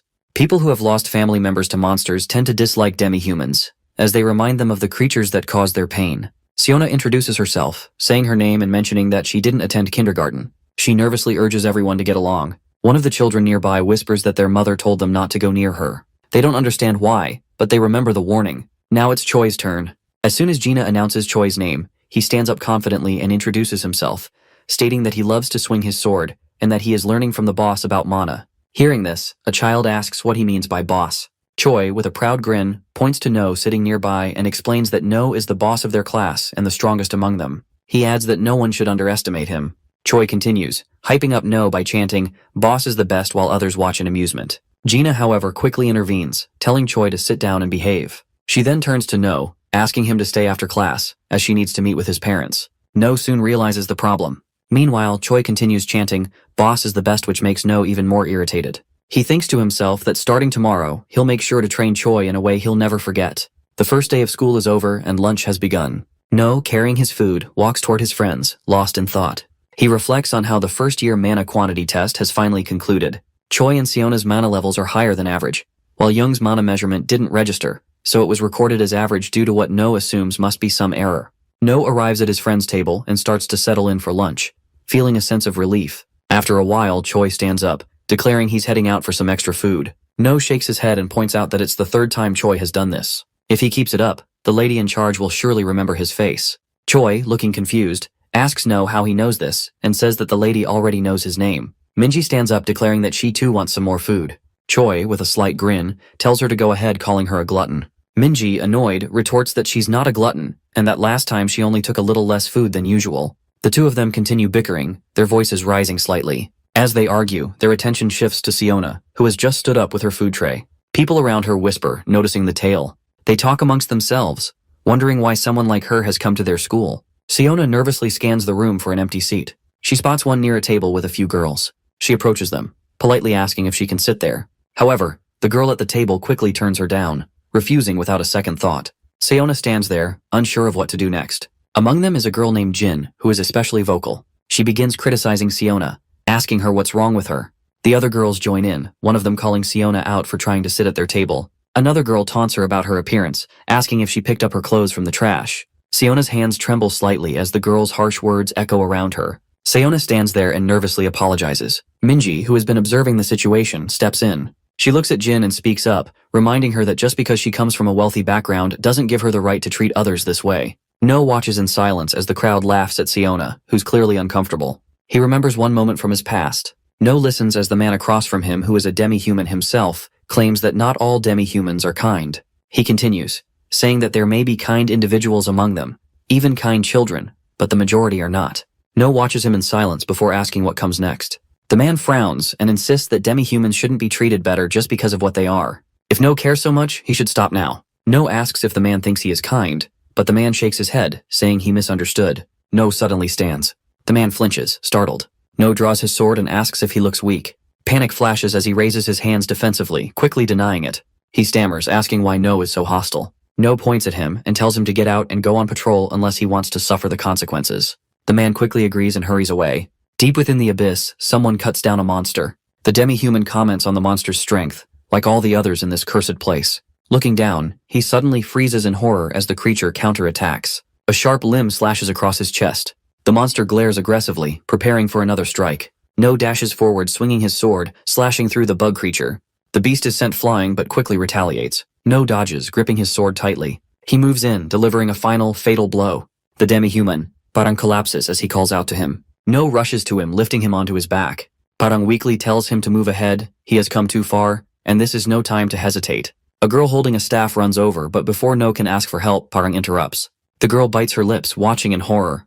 Parang reminds No that he knows these wounds well. His breathing is ragged as he says that the reason they die is to keep killing more monsters. No clenches his jaw and asks for Parang's last words. He asks if No remembers what he said, that not all demi-humans are good, and he shouldn't be treated differently just because of what he is. Parang grits his teeth, saying there are more bad demi-humans in the world than No realizes. But he still should not turn them all away. Parang's voice weakens. He says that in the end, he was no different from the rest. His hand falls limp, and the last words he utters are that he is truly evil. No stares at his friend's lifeless body, his hands tightening into fists. No is still confused about why he remembered that moment from his past, but he knows what he must do now. He stands up and walks towards Siona, taking her plate from her and telling her there's an empty seat. Surprised, Siona hesitates but then quickly pulls her hand back, apologizing. No reassures her, saying it's fine, and they walk away. Siona, still uneasy, thanks him but warns that helping her might not be good for him. No dismisses her concern. Jin watches them leave and asks her which kindergarten they are from. Another girl chimes in, mentioning that it's indeed the same kindergarten, and suggests they could gather information on No and his friends if needed. Jin says she can already tell from the way No has brought Siona to his table, including her and his friend circle, that No is from a much lower status. Siona is introduced to everyone around the table, and Jung offers her a drink, welcoming her as a friend. No's group of friends seems pleased with the new addition. Siona drinks the tea Jung gave her, still slightly teary. Later, the group goes to the playground. No tells them he's going to teach them how to suppress their mana and hide their presence. Siona admits she doesn't know how to control her mana. No reassures her, saying she knows how to hide her energy. He then instructs the group to practice by hiding their presence in the open area of the playground, without using the buildings for cover. The game of hide-and-seek begins. No counts to 100 while the others hide. Once he finishes counting, he starts searching for them. He quickly finds Choi, Minji, and Yuna with ease. He realizes that Siona and Jung are the only ones left. Jung does a great job hiding her presence. No can't feel her at all. He decides to find Siona first. While searching, No hears some rustling from behind a bush. He rushes toward it, but when he checks, no one is there. Siona has already sprinted away. No chases after her, calling her name, but she keeps running. He tries to catch her, but Siona leaps away, telling him she won't stop until he catches her with his own hands. No sees that the three who were caught are watching him. Minji, Yuna, and Choi are ready to make their move. They know No has already caught them, and now they're running in the opposite direction. No, frustrated, chases after them. He's determined to catch them all. Meanwhile, Jung enters a building. She hides her presence, making sure no one can sense her. She's about to leave the building but stops when she notices a stack of books in a room. Intrigued, she enters. The room is filled with books. Her eyes fall on a red book that catches her attention. The title reads Alice in Wonderland, and she is immediately drawn to it. An old man arrives, and she's shocked to see him. They sit together for a long time, and he begins telling her stories about Alice in Wonderland. Meanwhile, No has been searching for her and finally finds his way to the room. He calls out to her. Jung, lost in the stories that the old man is sharing, doesn't notice No. He's been looking for her for a long time but finally finds her. No greets her with a sense of urgency, explaining that she disappeared while playing with her friends, and that's why he's been searching for her. The old man responds, telling her that if she was playing with her friends, she should have told him first. Jung apologizes, explaining that she forgot. Hearing this, Choi gets angry and scolds her. No taps her forehead with his finger and warns her to inform him next time before she leaves. Jung, almost about to cry, agrees and asks for his forgiveness. No turns to the old man and apologizes for the interruption, to which the old man dismisses it, saying there's no need to worry. He admits he's been quite bored and invites Jung to come back. Jung, excited, asks if she can return the next day to finish reading the book. The old man agrees. No tells Jung it's time to go home. Just then, the old man asks if he can drop them to their house. The old man calls for a car, and as soon as it arrives, Choi, Jung, and Siona step inside. The car is sleek and luxurious. Watching it leave, No mutters that he has never been in such an expensive car before and admits that he's a little jealous. Few days later at school, teacher Gina suddenly announces that she is putting No's name forward as a candidate for class president. No immediately asks why she is writing his name. Before he can argue, Minji informs him that someone nominated his name. Confused, he asks who said that, and Minji gestures toward Choi. No turns furious but decides to do something about Choi later. Choi tries to back out, but the teacher informs the class that No is the only candidate for class president this semester. She then asks if anyone else would like to nominate themselves, but no one speaks up. Jin slowly raises her hand and turns to No, saying she would also like to run as a candidate. Sometime later, Jin enters the classroom, bringing a huge box of burgers. She casually mentions that her father has already paid for them, and they're for everyone to enjoy. She and her friends begin distributing the burgers throughout the class. Jin adds that if she becomes class president, she'll treat everyone to burgers once a month, encouraging the class to vote for her. No watches everything from the side along with his friends. When Jin approaches to offer him a burger, he refuses and walks away. As he glances around, he notices Choi holding a burger, his mouth watering, but after a moment, he reluctantly gives it back. Minji comments that she's not homeless, rejecting the offer, and Young also declines. Seeing this, No feels a little motivated and thinks that maybe he should at least give it a try. Later, the class heads out for a school trip. Their teacher Gina gathers everyone and instructs them to give their attendance when she calls their names. She begins by calling out the class president's name first. Jin raises her hand, confirming that she is officially this year's class president. Meanwhile, No, now the vice president, is frustrated by the outcome. Later, their teacher guides the students around the mountain they are visiting for their field trip. She takes them through scenic spots, allowing them to explore the area. Eventually, they stop for lunch break. As No opens his lunchbox, he notices a note inside that reads, "Love you." Seeing this, Minji teases him, saying how sweet it is that his sister loves him so much. No tells her to be quiet. Young's lunch stands out as the most beautifully prepared, making No certain that her father must have made it. Meanwhile, Choi casually comments that cup noodles are the best food for a field trip. Hearing this, Minji asks if his mother didn't pack a lunch for him. Choi simply nods, explaining that his mom told him cup noodles were the best. No and Minji grow quiet, exchanging glances. No thinks that Choi's mother doesn't care much for him, not even bothering to prepare his lunch. No, trying to cheer him up, agrees that cup noodles are the best. Deep in the mountains, a man is being chased by monsters. He runs as fast as he can, but his foot catches on something, causing him to fall. When he looks up, he sees the creatures closing in. Rank 7 monsters, vicious hounds feared for their brutality. Terrified, he stumbles back, calling for help. But before he can react, a larger presence looms behind him. Turning around, he finds himself face to face with an even stronger beast, a rank 6 hellhound, the leader of the pack. The monstrous hounds waste no time lunging at him. Within moments, they tear him apart, devouring him completely. The hellhound leader suddenly commands the others to stop. The lesser hounds immediately freeze. The leader then gives a new order. They must head south. And southward is exactly where No and his group are. Meanwhile, the students begin their treasure hunt activity. No has no interest in participating and would rather leave, but he gets dragged along by his classmates. Annoyed, he reluctantly follows along. Suddenly, a loud scream echoes through the area. Everyone stops and starts murmuring about what it could be. No, keeping a cool head, tells them all to stay quiet. As they scan their surroundings, a monster approaches, moving swiftly toward them. When they look ahead, they see a hound standing right in their path. No already knew that monsters would eventually show up here, but he had no way of knowing the exact day. Frustrated, he thinks why it had to be today. The Buchan Mountain incident was a major disaster. Seoul was supposed to be protected by a cocoon-like barrier, but for some unknown reason, monsters from the nearby districts managed to break through and enter Seoul. The result was tragic, leading to countless casualties. The hellhound's eyes lock onto Minji first. It leaps at her and Minji stumbles as her foot catches on a rock, making her fall backward. Just before the hellhound can reach her, No charges in and lands a powerful kick, sending the creature flying. Without wasting a moment, he attacks it repeatedly with his fork, striking over and over until he finally kills it. Turning to Minji, he asks if she's okay. Minji quickly nods, but Choi steps in, saying they should be asking him instead. He then comments that No's actions just now were completely unlike the boss he knows. No simply replies that he was just caught a little off guard. No realizes that Choi saw something he shouldn't have. In that moment, when he killed the monster, he had become the undead version of himself from his past life, a player consumed by hatred for monsters. He had just revealed a side of himself that he never wanted anyone to see. Before he can dwell on it further, more monstrous roars echo through the area. The sound grows louder, signaling the approach of even more creatures. Choi, alarmed, asks what they should do, while Minji immediately insists that their only option is to run. No agrees it makes sense to escape first. But he knows that hounds always move in packs, and now an entire group of them is descending from the top of the mountain. If they stick together, he might not be able to protect everyone. There's only one option left. He takes a deep breath and tells everyone to listen carefully to what he's about to say. Meanwhile, another group of students continue their treasure hunt. Meanwhile, Jin spreads her handkerchief over a rock and sits down, watching her friends as she casually tells them to hurry up and find the treasure. Jin's friends make excuses, saying they need a break and that searching for the treasure is too much effort. But as soon as she glares at them, they quickly get back to work, resuming their search without further complaints. Just then, Jin notices a group of students running toward her, screaming in panic. At the same time, a pack of hellhounds emerge, chasing them down. The terrified students rush past her, leaving her frozen in place. Before she can react, one of the hellhounds leaps straight at her, ready to strike. But before it can land its attack, a gunshot rings out. The bullet strikes the hellhound, killing it instantly.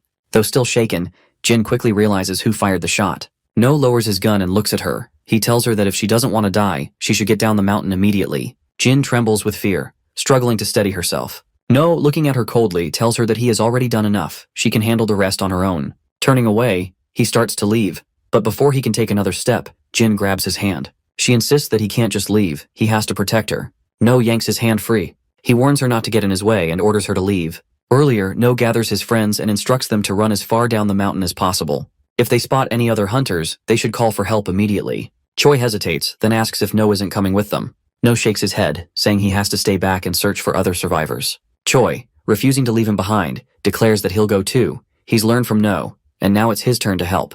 But before he can say another word, No cuts him off. His voice turns cold as he orders Choi to stop joking around and focus on surviving. No continues instructing his friends, emphasizing that from now on, they will operate as a 4-person party. He warns them to keep one thing in mind: hounds are monsters with great sense of smell. To avoid detection, they must suppress their mana as much as possible since these creatures can easily sense it.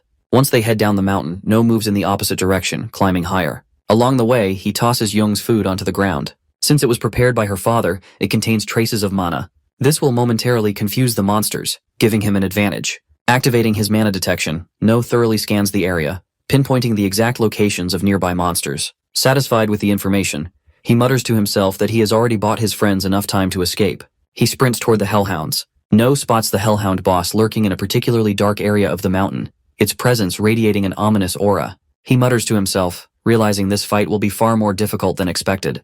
Though he still possesses half the mana he had in his past life, it won't be enough for a prolonged battle. Fortunately, he has one of Young's drinks, a potion crafted by her father, which might prove useful. Suddenly, loud screams echo through the area. No turns to see that a group of hunters has already arrived, but they are being overwhelmed by the horde of hellhounds. One by one, they are torn apart until only a single survivor remains. Before the last player can react, a hellhound lunges at him, finishing him off. No leaps into action, jumping onto one of the hellhounds. As he lands, he quickly grabs a small sword from the fallen player's bag. Armed with this new weapon, he prepares to cut through the swarm of monsters. One hellhound immediately pounces on him, but No swiftly spots its weak point and drives his sword straight through it, killing it in an instant. As the creature's lifeless body is flung aside, another charges toward him. No moves with incredible speed, slashing through the monsters one after another without hesitation. As No finishes off one hellhound, another lunges at him from behind. He swiftly dodges the attack and drives his dagger deep into the creature's stomach, killing it instantly. Several more hellhounds surround him. He channels a significant amount of mana into his sword, infusing it with power. Sharp, needle-like projections form along the blade, and with a single slash, he releases them. The small mana-infused needles pierce through the attacking monsters, wounding them all at once. Landing back on the ground, No moves quickly. Using his sword, he carves a massive symbol in the sky, a large glowing star. The moment he completes it, a powerful explosion erupts, consuming all the nearby hellhounds in an instant. The overwhelming blast leaves nothing but silence in its wake. Back in the present, No now holds a gun and a small sword, weapons scavenged from the fallen hunters. Having saved Jin from the hellhounds, he turns to leave. She attempts to stop him, but No coldly tells her not to get in his way and to leave immediately. Jin lets him go, and without another word, No walks away. Jin watches No and firmly declares that she wants him. No finally reaches the boss area after running through the battlefield. Standing before him is the rank 6 monster, the Hellhound boss. Darkness emanates from its body as it marks No as its target. No challenges the beast, declaring that no matter how much it tries to mark him, tonight, it will die. Without wasting time, he unleashes his small needle attack once again. The mana-infused needles fly through the air, piercing the lesser hounds surrounding their leader. As the smaller monsters collapse, No steps forward to face the boss. At that moment, 2 hounds attempt to ambush him from behind. Sensing the attack, he swiftly dodges, taking down one with his sword and shooting the other with his gun. More hellhounds swarm toward him, but No moves through them with deadly precision, cutting down every monster in his path. His relentless assault clears the way as he advances toward the hellhound boss. Hounds still remain in large numbers before No. Annoyed, he mutters about how troublesome they are, Meanwhile, his friends continue their descent down the mountain, running as fast as they can. No had warned them that the monsters they were up against had powerful mana-sensing abilities. To avoid detection, they had to suppress their mana. Following his advice, they kept their mana suppressed as they made their way down. They reach a point where two paths diverge before them. Unsure which way to go, Choi turns to Young and asks for guidance. However, Young is exhausted, barely able to keep up. Despite her fatigue, she recalls that No had specifically assigned her and Siona as the group's navigators. Since they were the best at reading terrain, it was up to them to decide the safest route forward. Back in the present, Young uses her mana detection ability, sensing a strong darkness emanating from the left-hand path. At the same time, Siona, relying on her heightened senses, listens carefully and confirms that there are no safe sounds coming from that direction. With that, the group quickly decides to take the other path and starts running at full speed. As they rush forward, Choi suddenly hears deep growling behind them. He panics, but before he can turn around, Minji grabs his hand and firmly tells him not to look back. Her mind flashes back to what No had told her earlier. No one should make reckless decisions. She clenches her teeth, determined to follow his advice. The group continues to sprint, but Young abruptly stops. A wave of darkness surges ahead, stronger than before. Alarmed, she warns the others. They see a lone hound monster blocking their path. However, this one is different from the regular hounds. It is a stronger, upgraded version. Before they can react, the beast lets out a piercing howl, and within moments, more hounds appear from all sides, surrounding them completely. Choi recalls No's words. He was the strongest among them, the main damage dealer, and it was his responsibility to protect everyone. No matter how many monsters appeared, he had to fight. With this in mind, he infuses his stick with mana and prepares to engage the enemies head-on. As the hellhounds charge toward him, he swings his weapon, striking one with full force and sending it flying backward. A rush of excitement surges through him, but before he can revel in his success, two more hounds leap at him. He swiftly takes them down as well. However, just as he starts to believe he can handle this, a hound suddenly slashes his back with its claws. Before he can recover, two more hounds close in. One snatches his stick, while the other slams its claws into his side, knocking him off balance. The others watch in horror as Choi struggles. Siona observes the way the monsters are toying with him, almost as if they see him as entertainment. Despite the overwhelming numbers, Choi refuses to give up. He clenches his fists, channels a surge of mana into his hands, and as another hound pounces on him, he lands a powerful punch, sending it flying into the air. He stares at his own hand in shock, and what he just did felt strangely similar to the boss's own attacks. But before he can process it, another hound lunges at him, striking his stomach and sending him flying. He crashes hard onto the ground. Before he can move, a hound pins him down with its massive paw pressing against his chest. The others scream his name, but Choi can only watch as the monster prepares to finish him off. Siona, overwhelmed with fear and despair, starts crying as memories of her friends treating her with kindness flood her mind. She repeatedly pleads for someone to save them. The hellhound gripping Choi's arm tightens its hold, preparing to bite down.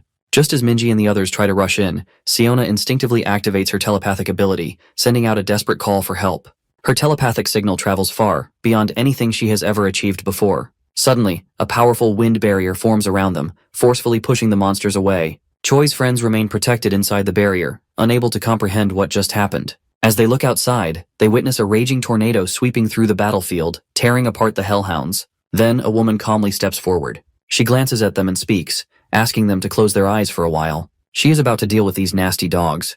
This woman is one of the 12 sovereigns, known as Divine Tempest, and her name is Shin. Meanwhile, No continues his intense fight against the Hellhound boss, surrounded by countless monsters. Feeling his exhaustion, he drinks the potion crafted by Young's father, allowing him to recover slightly. Without wasting time, he charges forward, using his heavenly steps to strike down an enemy. However, the horde remains relentless. Another monster rushes at him, and he pulls out his gun and takes it down. Despite his efforts, the battle is far from over. No continues cutting down the remaining hellhounds with relentless precision, wielding his sword while activating his ability, Violent Dance. His movements become a blur, slashing through enemy after enemy until only the hellhound boss remains. Every lesser hound in the area has been eliminated. He charges forward, using his skill to close the distance, but his body isn't responding as smoothly as before. Ignoring the strain, he swings his sword directly at the hellhound, only for the beast to clamp down on the blade with its powerful jaws. No immediately draws his gun and fires multiple shots at the monster, but it refuses to let go. In retaliation, the hellhound prepares to unleash a devastating fire blast.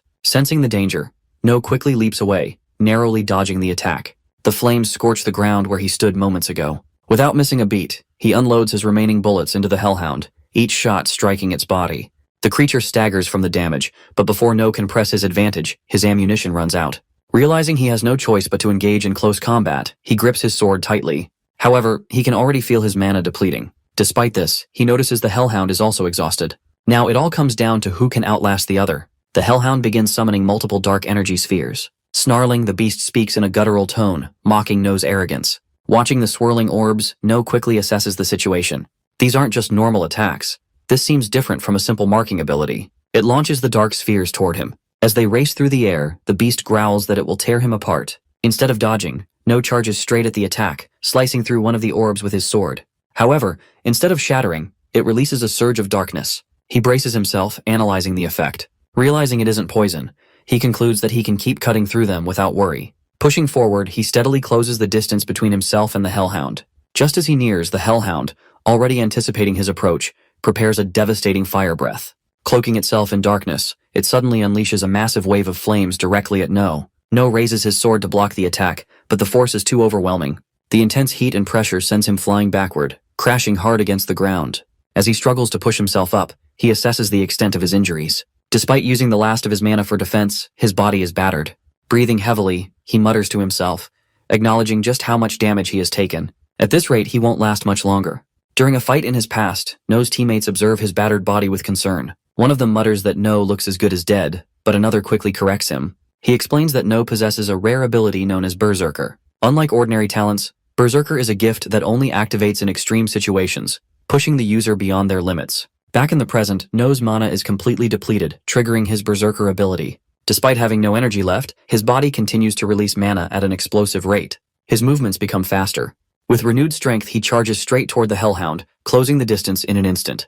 The beast instinctively retreats, but No is already too close. His sword slashes downward, severing two of its legs in a single strike. The Hellhound recoils in agony, but even in this state, it refuses to fall. Summoning its remaining strength, it conjures a swirling barrier of darkness to shield itself. No steps forward and swings his sword with full force.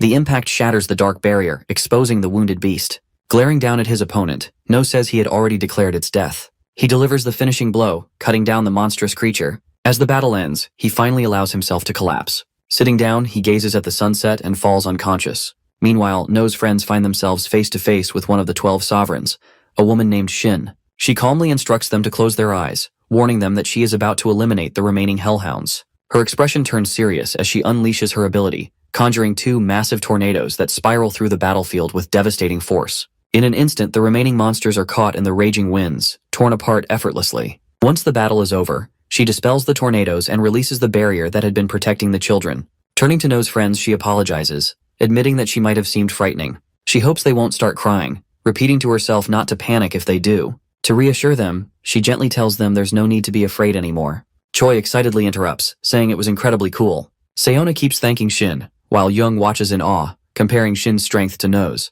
Choi, just as thrilled, exclaims that Shin is one of the 12 sovereigns. Shin, however, grows thoughtful. Despite what these children have just gone through, they seem completely fine. She wonders if they have gone mad from fear or if they are just handling everything unnaturally well. Her gaze shifts to Choi, noticing he has taken the most damage. Concerned, she checks him for internal injuries. As she examines them, she senses something unusual. Young's mana feels different, far stronger than the others. Shin rushes forward and embraces Young, asking if she wants to become a player. Before Young can respond, Choi jumps in between them, declaring that he will be the one to become a player. This reminds Shin of the powerful punch Choi had landed on the monster earlier. Smiling, she pulls him along with Minji into a hug, calling them adorable. Shin turns to Siona, acknowledging the telepathic message she had sent earlier. She praises her for doing a great job, explaining that it was only because of Siona's message that she was able to locate them. Hearing this, Siona feels relieved and proud that she was able to help, even in a small way.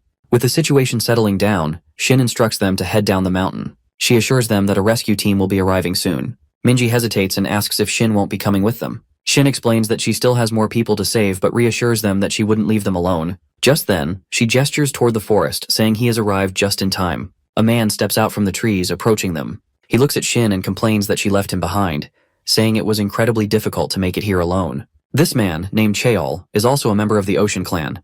Without wasting time, Shin tells the children to follow Cheol and head down the mountain.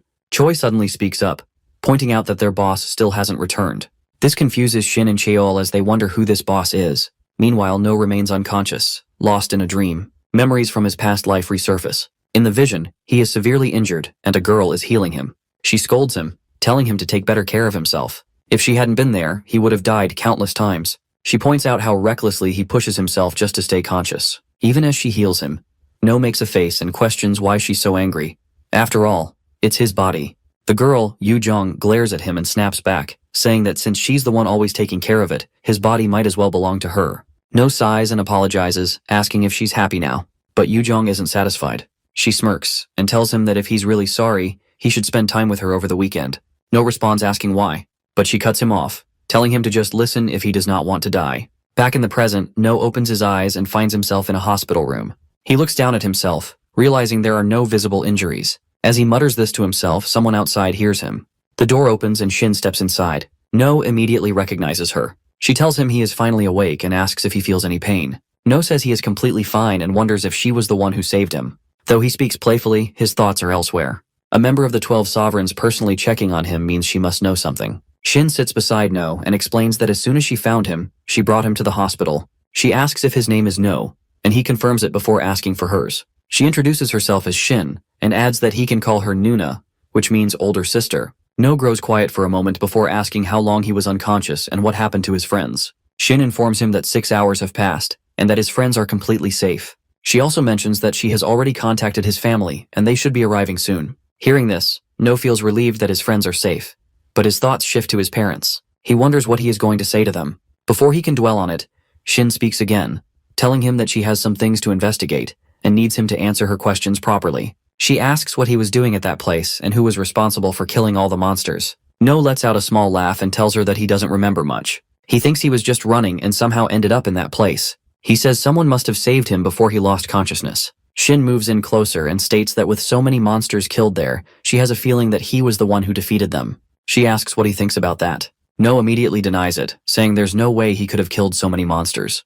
But Shin doesn't back down. She reveals that she has already gathered some information on him. Last year, he received the Brave Child Award. No turns away and insists that it was just a coincidence. But Shin presses further, asking if it was also a coincidence that he defeated the Hellhounds this time. No keeps denying it, but then Shin tells him that they have already found his fingerprints on the sword. Hearing this, No falls silent. He realizes that making more excuses won't help. This woman already knows the truth. There's nothing more he can do. After thinking for a moment, No tells her that they should make a deal. Shin questions why she should agree when she has nothing to lose. She asks what she would even gain from this deal. No responds that he will give her highly important information. Hearing this, Shin asks what kind of information he is talking about. But No refuses to reveal it immediately, saying that if he tells her now, it won't be a deal anymore. This information is part of the negotiation. Shin takes a moment to think. She realizes that he has given up on denying that he was the one who killed the Hellhounds. Now she is curious about what kind of information this kid can possibly offer. She asks him what exactly he wants in return for this deal. No tells her that he doesn't want anything, he just wants to live a normal life. Seated in her car, she instructs her driver to investigate the heirs of the Dangun group. No had given Shin the information, telling her that she needs to keep an eye on the female heirs of the Dangun group. More importantly, she should observe their relationship with the leader of Ocean Clan, the very guild she is affiliated with. Hearing this, Shin is surprised. No is indirectly implying that one of the female heirs of a major group is having an affair with the leader of Ocean Clan. Shin warns him not to joke about something this serious and asks if he is ready to take responsibility for what he is saying. But No confidently replies that if she finds nothing new from his information, he will join her clan. Shin scoffs, saying that their guild isn't some random organization anyone can just join. However, No counters by saying that a moment ago she was convinced that he was the one who killed the Hellhounds. Shin acknowledges that, no matter how she looks at it, No stands to gain a lot from this deal. But No simply tells her that, in the end, she will be able to confirm her husband's loyalty, while also securing a valuable talent. Back in the present, Shin asks the driver to investigate the female heirs of the Dangun group in detail, with a particular focus on any possible connections between them and her husband. Additionally, she orders him to recheck the ranking reports of the monsters that recently appeared in Gangnam District. In the past, No and Shin had already finalized their deal. No provided her with valuable information about her husband, and before she left, he gave her a final warning. He told her not to underestimate the monsters appearing in Gangnam District just because of their ranking. Ignoring them could lead to serious consequences. Before parting ways, he made one last suggestion. She should report that all the monsters from the recent incident were defeated by her alone. With a slight smile, No pointed out that this arrangement would benefit her as well. Meanwhile, it would allow him to continue living as an ordinary elementary school student. Thinking back on their conversation, she mutters to herself that the boy is truly interesting. The news reported that today, a 7th grade monster and 100 hellhounds attacked Mount Bukan. A player had dealt with the 6th grade hellhound and was now investigating the incident. Someone was checking a phone displaying a report stating that 34 victims are identified. The entire internet was flooded with news about the event. A couple of months later, Siona smiles as her friends wish her a happy birthday. No, looking at Minji smiling, teases that kindness doesn't suit her. Young hands Siona some homemade chocolate with a cheerful expression. Choi quickly walks away, grinning and whispering to others that the party will be amazing. No asks if Young's dad has allowed them to do this, while Siona questions what they are whispering about. Choi runs off, insisting she doesn't need to know. Minji, glancing up, mentions that the morning assembly is starting. Siona looks around in confusion. Later in the evening, a large crowd gathers at Young's house to celebrate Siona's birthday. All the kids smile as they wish her. Tears well up in Siona's eyes as she admits she had suspected they were secretly planning something. A cake is brought out for her. Minji, still smiling, reminds Siona that she has a lot to do. Minji tells No that Jin-sana has threatened a worker to ensure the boy's father will attend. No knows about the KK group, ranking 7th in all of South Korea. Their main areas of influence are electronics, construction, and advertising, though they have little impact on the medical industry. No tells Minji to wipe that expression off her face. He smiles, saying that if Jin is a direct heir to KK, then her last name should be Kim. But since her surname is Jin, she is definitely from a collateral family. No tells her to stop worrying. Minji is annoyed and walks away, telling him to eat alone. No mutters that things have gotten a little complicated but are still manageable. His eyes are on his family as he stabs the fork into the cake, declaring that if anything disturbs them, he will tear it to pieces. Choi shouts that today he will show what he has learned. No tells him that as long as he doesn't trip, he is fine. Choi waves a hand, telling him not to worry. Everything will be okay, and he will do his best for the team. No notices the tension in the air and turns back. Angry students are gathered, and he asks what is going on. Minji, now stern, demands an explanation from the boy standing next to her. The boy says that the teacher has promised to buy nuggets and pizza if they win. No glances at the teacher, who is now in tears, regretting her words. Feeding these students is impossible. Another teacher raises his gun and shouts for attention. Choi prepares to start, thinking about how shocked everyone will be. A gunshot rings out. He runs forward with all his might, the team cheering his name. No sighs as Choi pushes toward victory. He focuses on Choi as the finish line comes into view. Choi stretches his hand toward it, but his body suddenly feels unbearably heavy. Just one more step, then he collapses. The team is horrified. The class teacher rushes forward, lifts him onto her back, and carries him. Choi murmurs that the sky is spinning. No sighs, already expecting this outcome. Choi has overdone it again. He thinks about how he needs to work on the boy's character and teach him to stay calm. Suddenly, a girl jumps on him from behind. He turns to see his sister Yuna, beaming with excitement. She proudly announces that she has come first in the 100-meter race. No nods, realizing she has beaten all the other 5th graders. Yuna tells him to take care of himself and that she is heading to her next event. They will see each other again soon. No waves her off, reminding her not to push herself too hard. Minji, watching the exchange, thinks to herself that he isn't Amama's boy. He is Nuna's boy. Siona approaches the group with her head down, frustrated. Yuna has been too fast. No, filled with pride, declares that she is his sister. Siona, frowning, asks if he has been rooting for his sister instead of their team. No quickly objects, insisting that he has been thinking about lunch the entire time. Minji doesn't buy it, saying that he has been watching Yuna the whole time. Turning away, No looks embarrassed before quickly changing the subject and asking about Young. Siona points to the side. Young is running up to the group with excitement. She finds them sitting on a blanket, enjoying a picnic. They are No's neighbors, a couple named Julie and Bruno. Young asks for their help, grabs the girl's hand, and urges her to run faster. They reach the judge of the competition and start talking quickly. The girls slap their palms together. Young drops down next to No, letting out a breath as she finally gets to rest. No hands her a bottle of water and asks how she got Julie to come. She twists open the bottle and responds saying she is an American. He pauses, surprised as he thought she is Italian. Julie had already told No's mother she could speak English. He wonders if Julie had tricked them. He looks at her surprised. At their first meeting, she had been just a crybaby. Now she seems different, more cunning, more mature. Young watches No closely as he thinks. He leans to the side, glancing at Choi, who is finally starting to come to his senses after the potion. The loudspeakers on the poles call everyone to gather after lunch. No wants Choi to at least be half of what Young has become. No walks over to Young and Siona, joining a group of unfamiliar women. He greets them, handing fruit and snacks from his mother. Lowering his voice, he quietly asks Young who they are.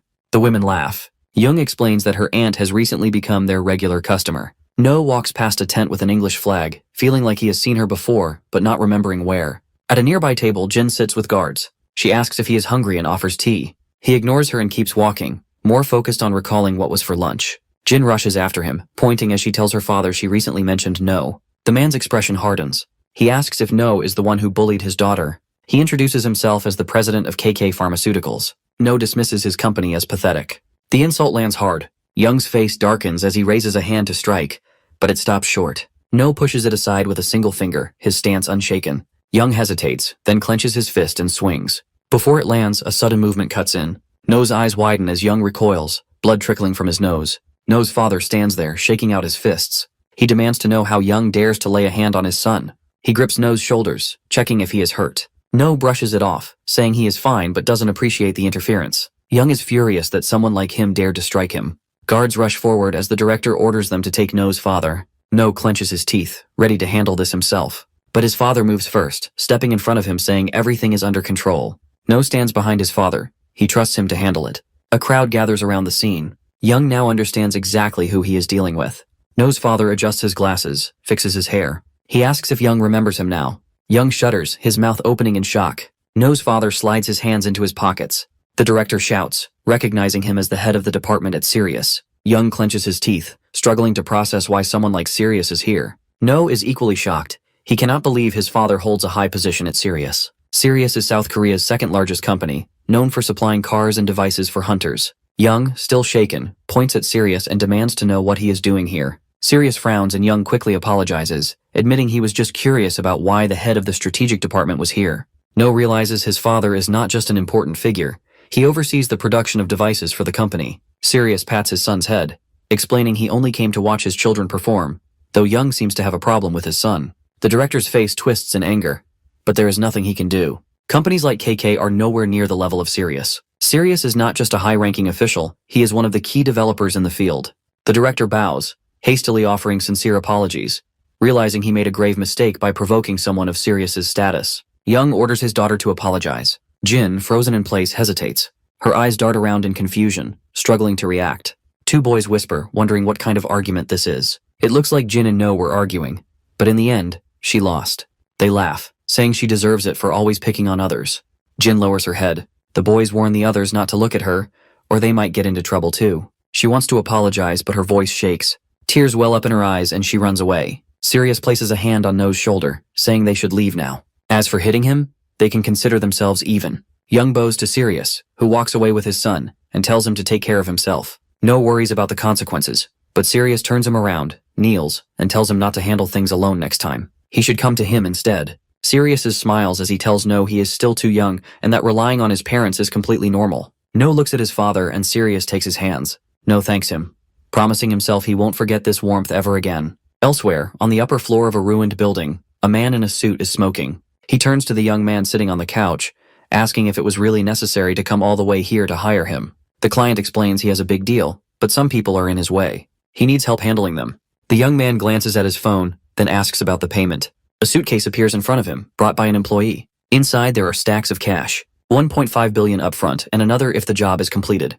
The young man eyes the reward, reaching for the suitcase. A blue whirlwind of mana emerges from his hand. He acknowledges the payment, and in an instant, the money vanishes into a black portal. The employee stares in confusion, not understanding where the money went. He turns to his boss, who can only mutter in disbelief. The boss smirks, flicks away his cigarette, and laughs. Meanwhile, at a department store, Yuna beams with excitement as No follows her. Julie approaches from behind, placing her hands on No's shoulders. He hasn't been to a shopping center in a while, but the exhaustion feels the same. She leans in, mentioning that they had just arrived and hoping he isn't too tired. Bruno apologizes to No, who just asked for something tasty. His gaze shifts to Bruno. Something feels off. This man has no visible mana, and No wonders how an ordinary office worker is able to hide it so perfectly. Blue light flickers in No's eyes as he focuses. Bruno notices the stare and asks what's wrong. No quickly pretends to be looking for his sister and Julie. The mall is crowded. Bruno mentions that the girls said they were heading to the 5th floor before running off. Finding them won't be easy. No sighs, remembering that his sister can now mask her mana as well. Bruno pulls out his phone, reassuring him not to worry. They have a way to track them. No's eyes widen in shock. On the screen, their location is being monitored in real time. Bruno casually tucks the phone into his coat pocket. When No asks if Julie knows, Bruno replies that it's a secret. Bruno clears his throat and suggests they get moving. As they stand, a hooded figure approaches from the opposite direction. Passing by, the stranger grins and mutters, "Let it begin." They walk in different directions, but No glances back. Blue flames flicker around the hooded figure. A tattoo on his arm stands out. He recognizes this man from his past life. No clenches his fists. He remembers that grin. It's No Name. Bruno asks what's wrong. No hesitates, struggling to make sense of it. Something is off. He tells his uncle that something strange is happening. After a moment, he detects 3 individuals nearby with suspicious mana energy. No is surprised but quickly realizes that the energy is not coming from No Name. It is from 3 completely different people. One is wearing a baseball cap, another is bald, and the third has a bucket hat. He conjures 3 small orbs of mana and sends them toward the 3 individuals. Each one is hit, allowing him to pinpoint their exact locations. He is certain these 3 are experienced hunters. The marked individuals start moving around in confusion. 2 of them seem particularly panicked as they scan their surroundings, trying to figure out who targeted them. The third person, the one wearing the bucket hat, remains completely still. Bruno finds this strange. The other 2 suddenly decide to move in opposite directions. Suspicious of their actions, No follows the bald man. No watches as he weaves through the crowded area, carefully tracking his movements. Suddenly, he reaches into his pocket and discreetly drops a mana stone onto the ground. No immediately understands what is happening. These people are planning to cause chaos inside the mall. Before he can react, mysterious blue lights begin appearing everywhere. The crowd erupts in shock as the eerie glow spreads. People instinctively back away. Then, a massive black portal materializes above them. Confusion ripples through the crowd as they stare in disbelief. Whispers fill the air. Some wonder if this is the mana mall distribution they have only heard about in rumors. A piercing scream suddenly comes from somewhere behind No and Bruno. Countless monster hounds pour out from the portal in an overwhelming swarm. The creatures launch an attack, targeting terrified shoppers one by one. Other monsters begin spilling into the mall, flooding every floor. The mall's emergency announcement system blares to life, urging all visitors to evacuate immediately. But before the message can even finish, a monstrous figure lunges forward and silences the announcer in an instant. Meanwhile, No Name remains on his call. The operation is proceeding exactly as planned. Anyone who dares to interfere must be eliminated on the spot. Panic surges through No. This attack on the mall was never supposed to happen. Somehow the future has changed completely. He realizes that everything shifted when the Kraken attacked the city, where he saved his parents. A monstrous hound suddenly charges at him from behind. Bruno reacts instantly. He strikes the creature's head with full force, sending it crashing across the floor. Without wasting a second, he grabs No by the shoulders and forces him to focus. They need to reach Julie and Yuna before it is too late. No regains his composure. Their mission is clear. They must get to Julie and Yuna no matter what. No and Bruno sprint toward the escalator, pushing past the panicked crowd as they fight their way forward. Bruno checks his tracking device. Julie and Yuna are still on the 5th floor. His anxiety grows with every passing second. As they near the top of the escalator, a figure suddenly steps in front of them, blocking their path. The man slowly lifts his head, his gaze locking onto No and Bruno. The man smirks under his bucket hat and casually asks where they are headed. No observes his stance, analyzing his presence. This man is at least rank C or higher. Being stopped now, at such a crucial moment, is the last thing he needs. He wastes no time. Summoning his mana, he forms an energy sphere. But before he can make a move, Bruno acts first. In an instant, his fist crashes into the man's cheek. The impact sends the man sprawling onto the floor. Blood trickles from his face as his hat falls off. No freezes. He never expected Bruno to be this strong. Without any combat gear or enhancement devices, he took the man down in a single blow. His earlier suspicions were right. Bruno is far from ordinary. Bruno steps forward and grabs the man's head. Mana surges through his hand as he prepares to strike again. Before he can land the hit, No swiftly intervenes. No steps up and delivers a brutal kick, right between the legs. The man groans, his body curling in agony. Bruno glares at him, but he brushes it off. Killing him would only complicate things. He knows this from experience. The last time he eliminated No Name without extracting information, the consequences were severe. He will not make that mistake again. No tells Bruno they need to move to the 5th floor immediately. He complies, muttering about how terrifying kids these days are. He never planned to kill the guy, just knock him out. Meanwhile, on the 5th floor, just moments earlier, as the mall's emergency announcement blares, Yuna, who was browsing through clothes, accidentally drops the clothes she was holding. Julie looks around, trying to make sense of the situation, while Yuna, still piecing things together, wonders if there was an unequal distribution of mana. Wanting to confirm her suspicions, Yuna activates her detection skill. She closes her eyes and focuses as her mana field expands, scanning the area. Yuna quickly counts 6 monster hounds on the 5th floor. If they are not careful, they could be cornered. She opens her eyes, ready to reassure Julie that she will protect her.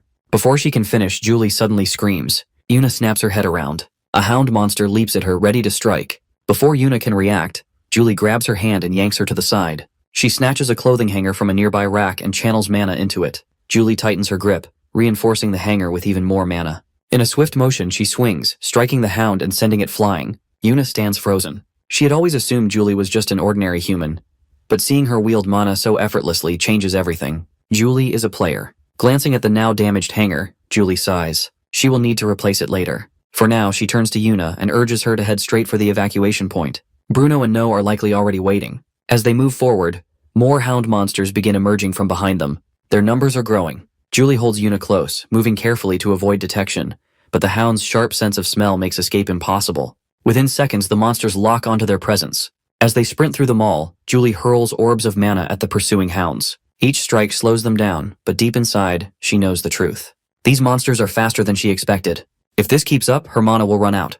She needs a weapon, something that won't drain her energy. Up ahead, Yuna spots an escalator. Julie calls out, warning her to stop.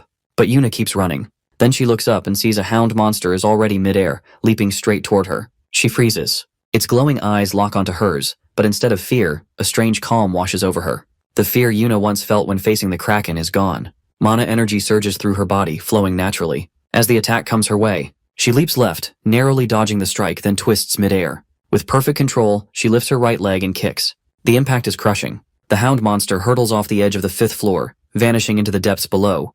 But as Yuna exhales, ready to land, her foot slips. Julie appears, catching her just in time. Julie grips Yuna tightly, her heart racing.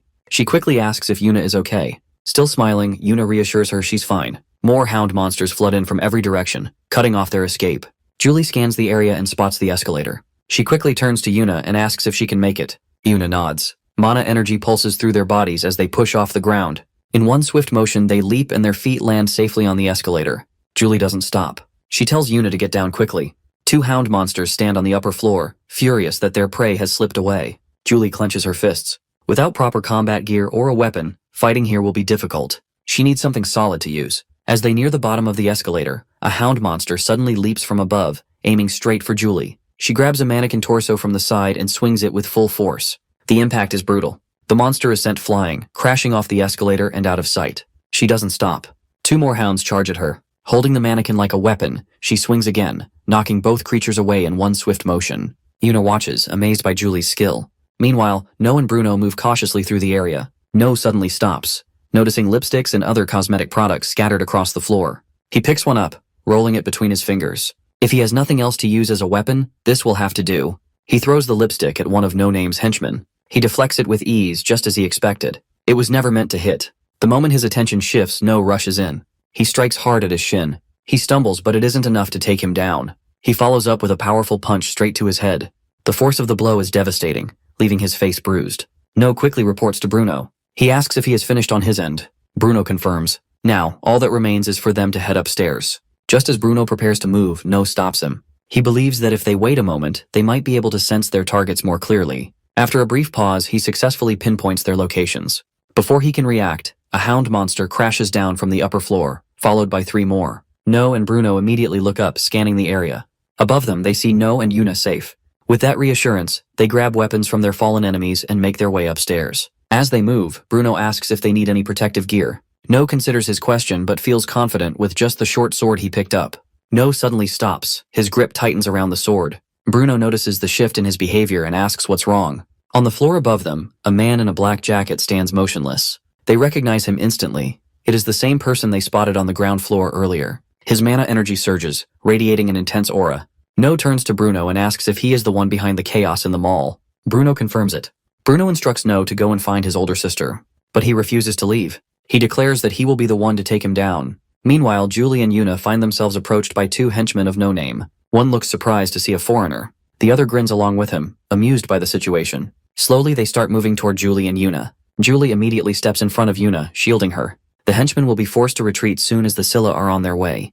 But before that happens, they decide to amuse themselves a little longer. Julie is disgusted while Yuna trembles behind her. Julie urges Yuna to find a place to hide. She promises to find her later, but Yuna refuses. She insists that she can fight too and begs Julie not to worry about her. Before she can argue further, the hooded man suddenly shouts, declaring that they won't let the kid escape. Almost instantly, his partner appears behind Yuna, blocking her path. A chill runs down Yuna's spine. She stands frozen as cold sweat trickles down her back. Before the man in black can lay a hand on Yuna, Julie grabs a mannequin torso and swings it at him with full force. But just as the attack is about to land, the hooded man pulls out a gun and fires. The shot sends the mannequin flying from Julie's hands. The man in black flinches, wincing as he clutches his ear. The hooded man smirks and warns Julie not to do anything reckless. He tells her to cooperate. If she refuses, she will have to deal with the consequences. The man in black moves toward them. He suggests a one-on-one fight before the Scylla arrives. He picks Yuna as his opponent. Panic surges through Yuna as she stumbles backward, pressing herself against a pillar. The man smiles slyly, raising his hand toward her. He tells her not to be afraid, insisting that he isn't a bad person. His fingers reach for her. But just before he can make contact, Yuna jerks her head to the side, barely avoiding him. Without a moment to lose, she ducks and sprints away. But no matter how desperately she tries to escape, it's hopeless.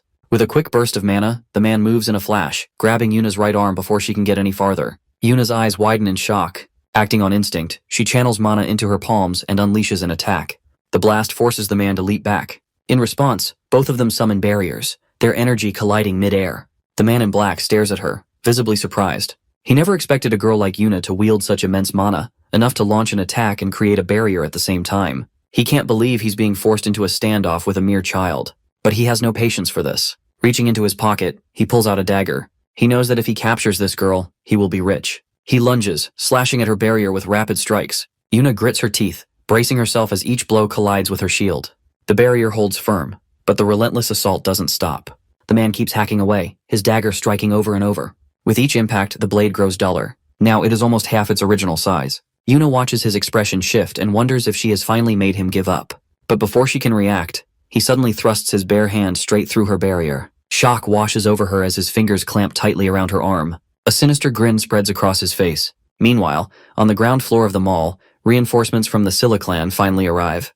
Their priority is to evacuate civilians before dealing with the monsters wreaking havoc. As they move to control the situation, a strange creature materializes in front of them.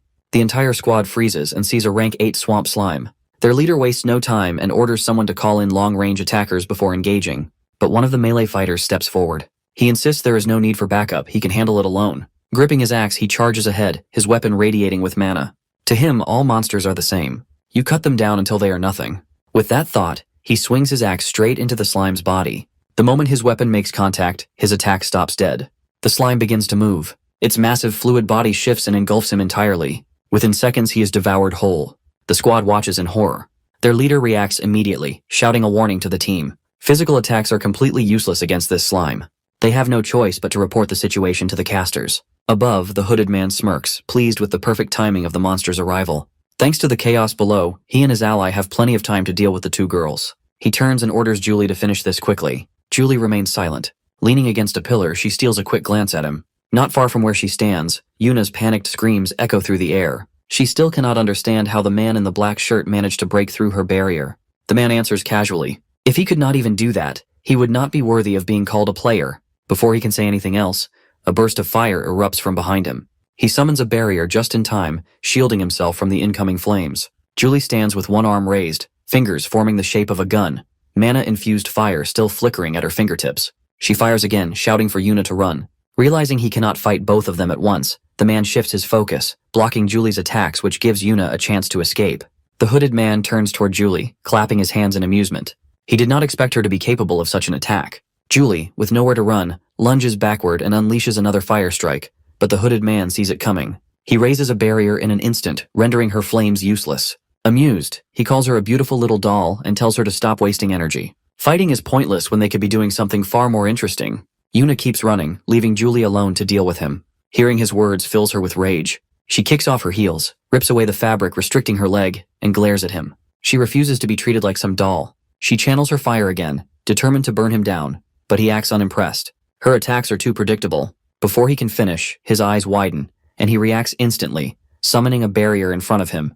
But the moment it forms, it shatters. He brushes off the embers clinging to his shoulder, watching her closely. That surge of power, that sudden leap in strength can only mean one thing. She has an amplification gift. The man in the black continues his pursuit as Yuna sprints through the mall. Panting, he follows her into a toy store. Yuna backs up against the shelves, trapped with nowhere left to run. She channels mana into her legs and leaps onto a nearby shelf. Snatching a toy box from below, she hurls it at him, but he reacts instantly, activating a barrier that deflects it with ease. Frustrated, he slams his foot against the shelf, shaking the structure. Yuna loses her balance and begins to fall. Seeing his chance, he channels mana into his hands, aiming to cripple her legs and keep her from escaping. Just before she hits the ground, she activates a barrier of her own, clashing directly against his. The sudden resistance catches him off guard. Now he struggles to hold his defense as her strength surges. She starts counting in her head. With each second, her power builds.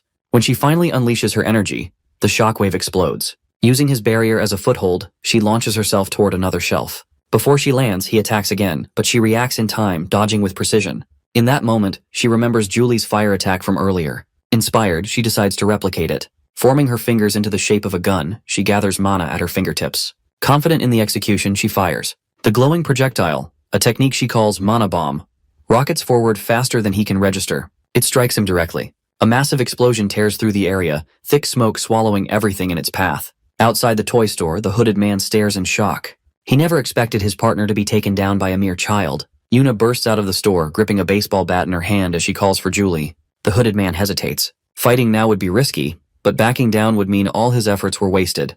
Julie spots Yuna approaching and immediately yells for her to stay back. She is about to unleash her full power. But before she can act, the hooded man moves first. A magic circle appears beneath her feet, and chains shoot out, coiling around her legs. As she struggles, he steps forward, uninterested in a fair fight. He grabs her from behind, locking her in place. She thrashes, but his grip holds firm.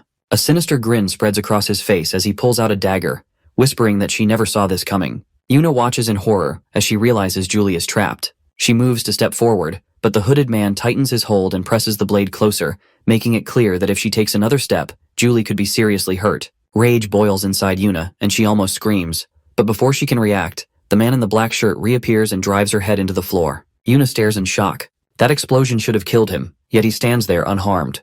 The man smirks, as if reading her thoughts, and tells her a mere child could never kill a real player.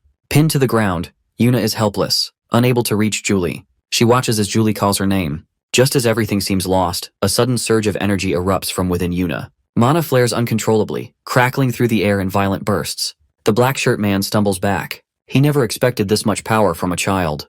If it continues, she could end up blowing apart the entire area. Still standing, Yuna screams for Julie. At the same time, Julie fights against the hooded man's grip, calling back to her. Frustrated, he warns her to stop struggling, but she refuses. Annoyed, he drives the hilt of his dagger into her stomach. The impact knocks the air from her lungs, and she collapses, unconscious. The hooded man orders his partner to handle Yuna while he takes Julie. The black shirt man sneers, asking if she has a death wish. Without waiting for an answer, he swings, his fist crashing into the side of her head. The impact shatters her barrier completely. Mana disperses and her vision blurs. She struggles to hold on, but darkness swallows her whole. In her unconscious state, Yuna drifts through a familiar void. Memories surface of a past encounter in this same space. A deep, unfamiliar voice had once spoken to her, offering power. She remembers No's warning never to listen to that voice. It was too dangerous. Nothing had happened back then, but if the situation were different next time, no one could predict the outcome. No had promised to help her grow stronger the right way. He had urged Yuna to live a normal life, to never entertain that voice again. As a sign of their pact, Yuna had linked her pinky with No's, sealing their promise.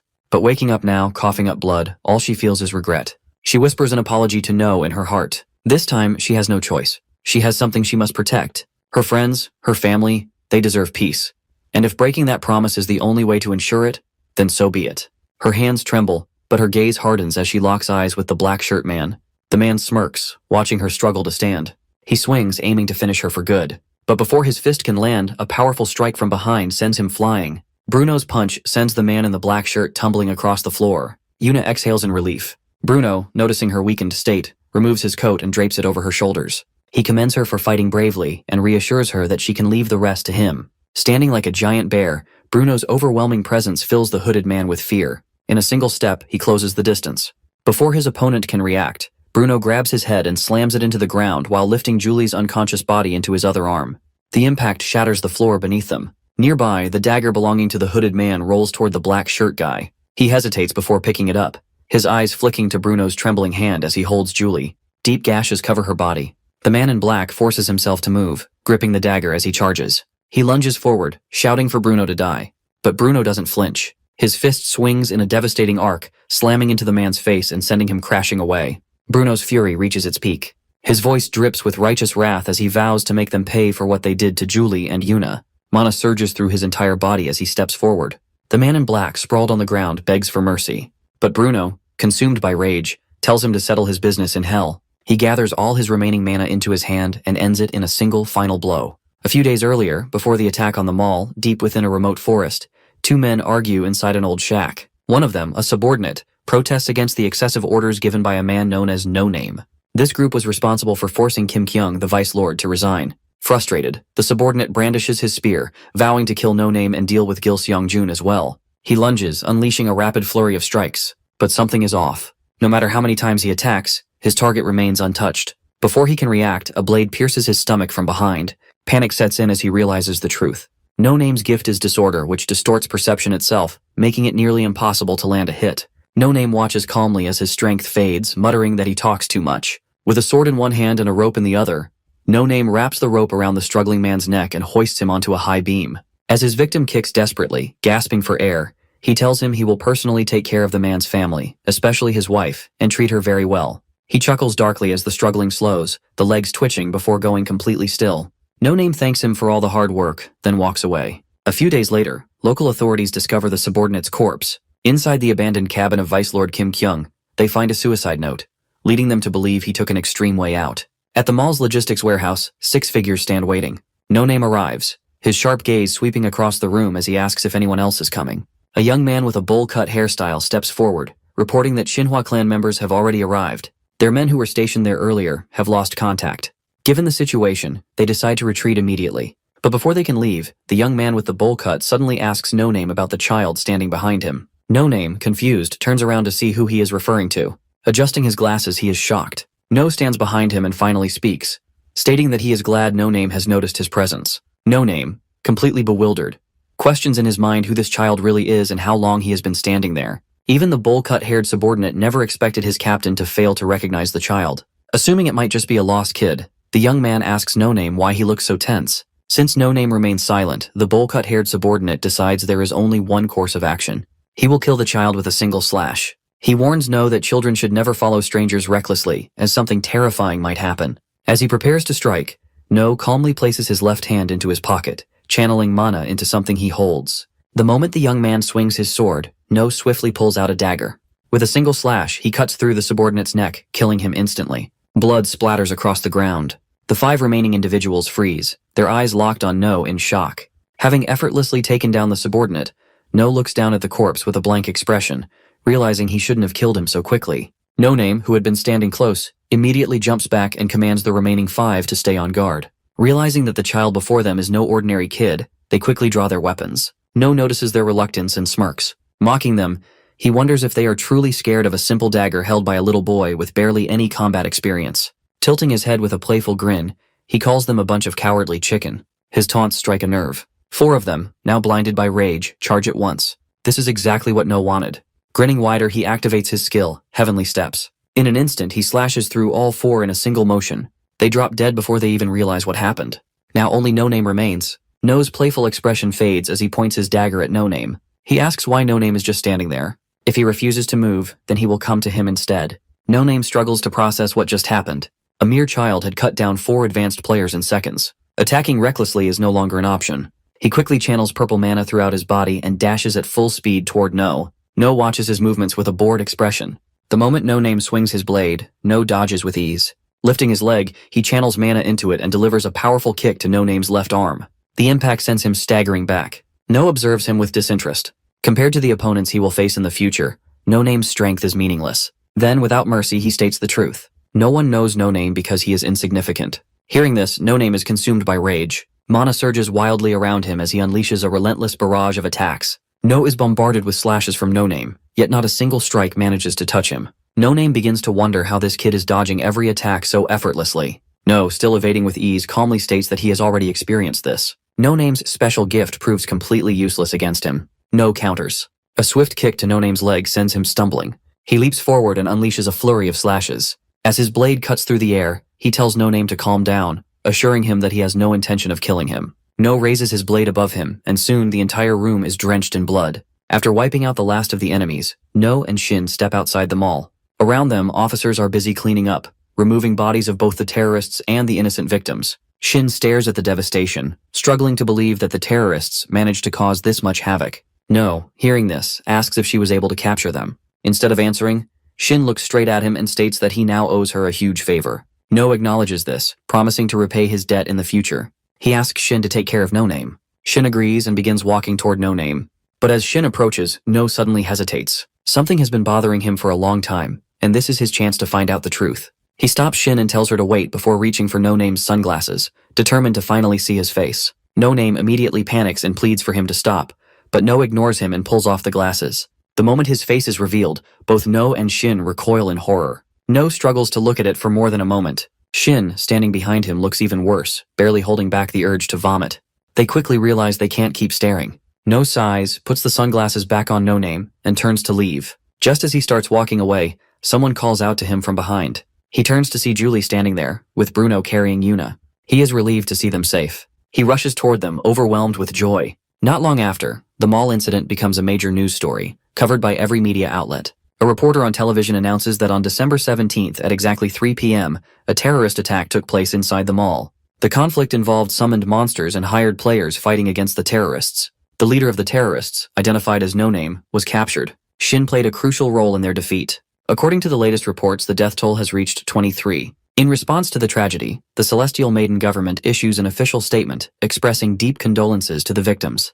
A mysterious man watches the news on his TV. His eyes remain locked on 4 individuals on the screen. A slow, wicked grin spreads across his face. He has finally found them. At a small cafe owned by Young's father, a magical barrier surrounds the cafe, preventing ordinary people from recognizing them. Inside, No and Shin sit across from each other. No responds, saying he wanted to thank her, but there is another reason behind the meeting. He asks what happened to the No Name group. Shin reveals that the entire group has been sentenced to execution, the first ruling of its kind since the Celestial Maiden government was established. No asks about the person who hired them, but Shin only apologizes, stating that she is not in a position to disclose that information. Seeing that Shin has made her stance clear, No backs off. Shin then asks if that was all he wanted to know. No also seeks information about the fate of the Sabyok group. Shin explains that the president, Lee Yoon, has returned, prompting the group's heirs to temporarily withdraw from everything and focus on social welfare services. Shin prepares to leave, stating that she has other matters to investigate. As soon as Shin exits the cafe, Young's father approaches and informs No that the others will be arriving soon. He then asks if she still plans to wait here. No thanks him and decides to stay. In the past, the group's succession war had erupted among 3 sons, with the eldest emerging victorious. Now everything is different. No realizes the extent of the changes he has caused, saving his family from the Kraken attack, preventing the deaths of the kindergarten children, reducing casualties in the mountain incident, stopping the terrorist attack at the mall, and even preventing the succession war within the group. The future is no longer set in stone. For the first time, he feels free from the fate that once led to the deaths of her comrades, including Paring and Lee Jong. By evening, No is at home, having dinner with her family. Taking a deep breath, Yuna announces that she wants to become a player. The moment she speaks, No chokes on his food.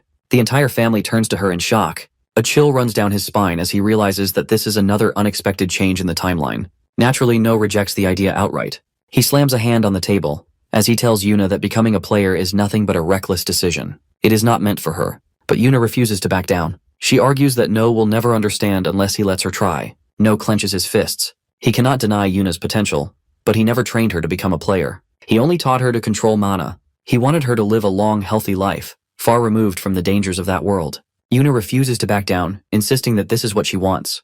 Their parents sit in silence. Frustrated, No demands to know why Yuna is so eager to abandon her normal life. The life of a player is not glamorous or respected. It is filled with blood, sweat, and suffering. But even after hearing all of this, Yuna stands firm. No matter how difficult it is, she wants to save people. She does not want to spend her life being protected, watching helplessly from the sidelines while others fight. Their argument drags on until their mother finally intervenes. With a sigh, she tells Yuna that if this is truly what she wants, she is free to pursue it. No snaps, shouting in frustration. The outburst startles their younger sibling, who bursts into tears. Their mother immediately scolds No for raising his voice and comforts Yunai. With tearful eyes, the little one looks up at No and mutters that she hates him. No turns to his parents again, demanding to know if they truly have no issue with Yuna becoming a player.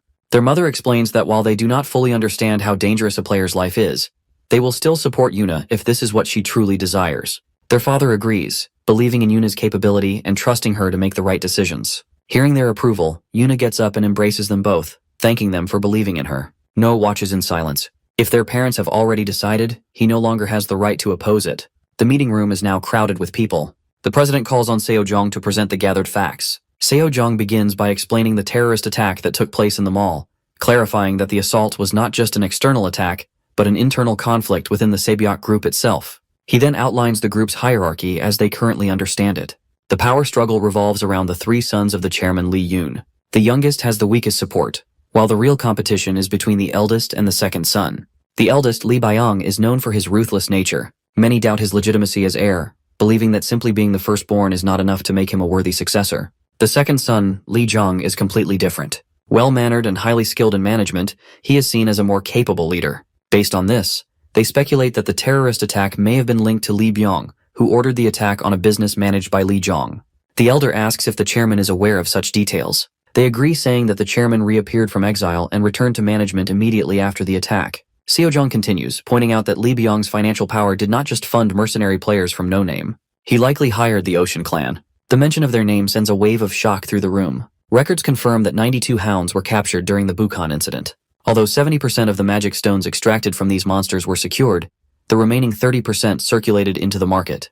The investigation has revealed that these same magic stones were used by the terrorists in the recent mall attack. Seojong's explanation leads the leader to consider the possibility that the terrorists deliberately waited for the market price of magic stones to rise before executing their plan. Seojong responds that level 7 magic stones are neither refined nor filtered, making them easily accessible. The leader then questions whether the Ocean Clan could have been the ones to purchase and weaponize the leaked magic stones. Seojong states that their clan has thoroughly investigated the market circulation of these stones. If the Ocean Clan obtained them, it was likely through a secondary source, meaning their information might still be incomplete. A deep silence fills the room before the leader speaks again. Earlier this year, in April, Shin discovered that her husband, Gil Seong-jun, was having an affair with an heir from the Dangun group.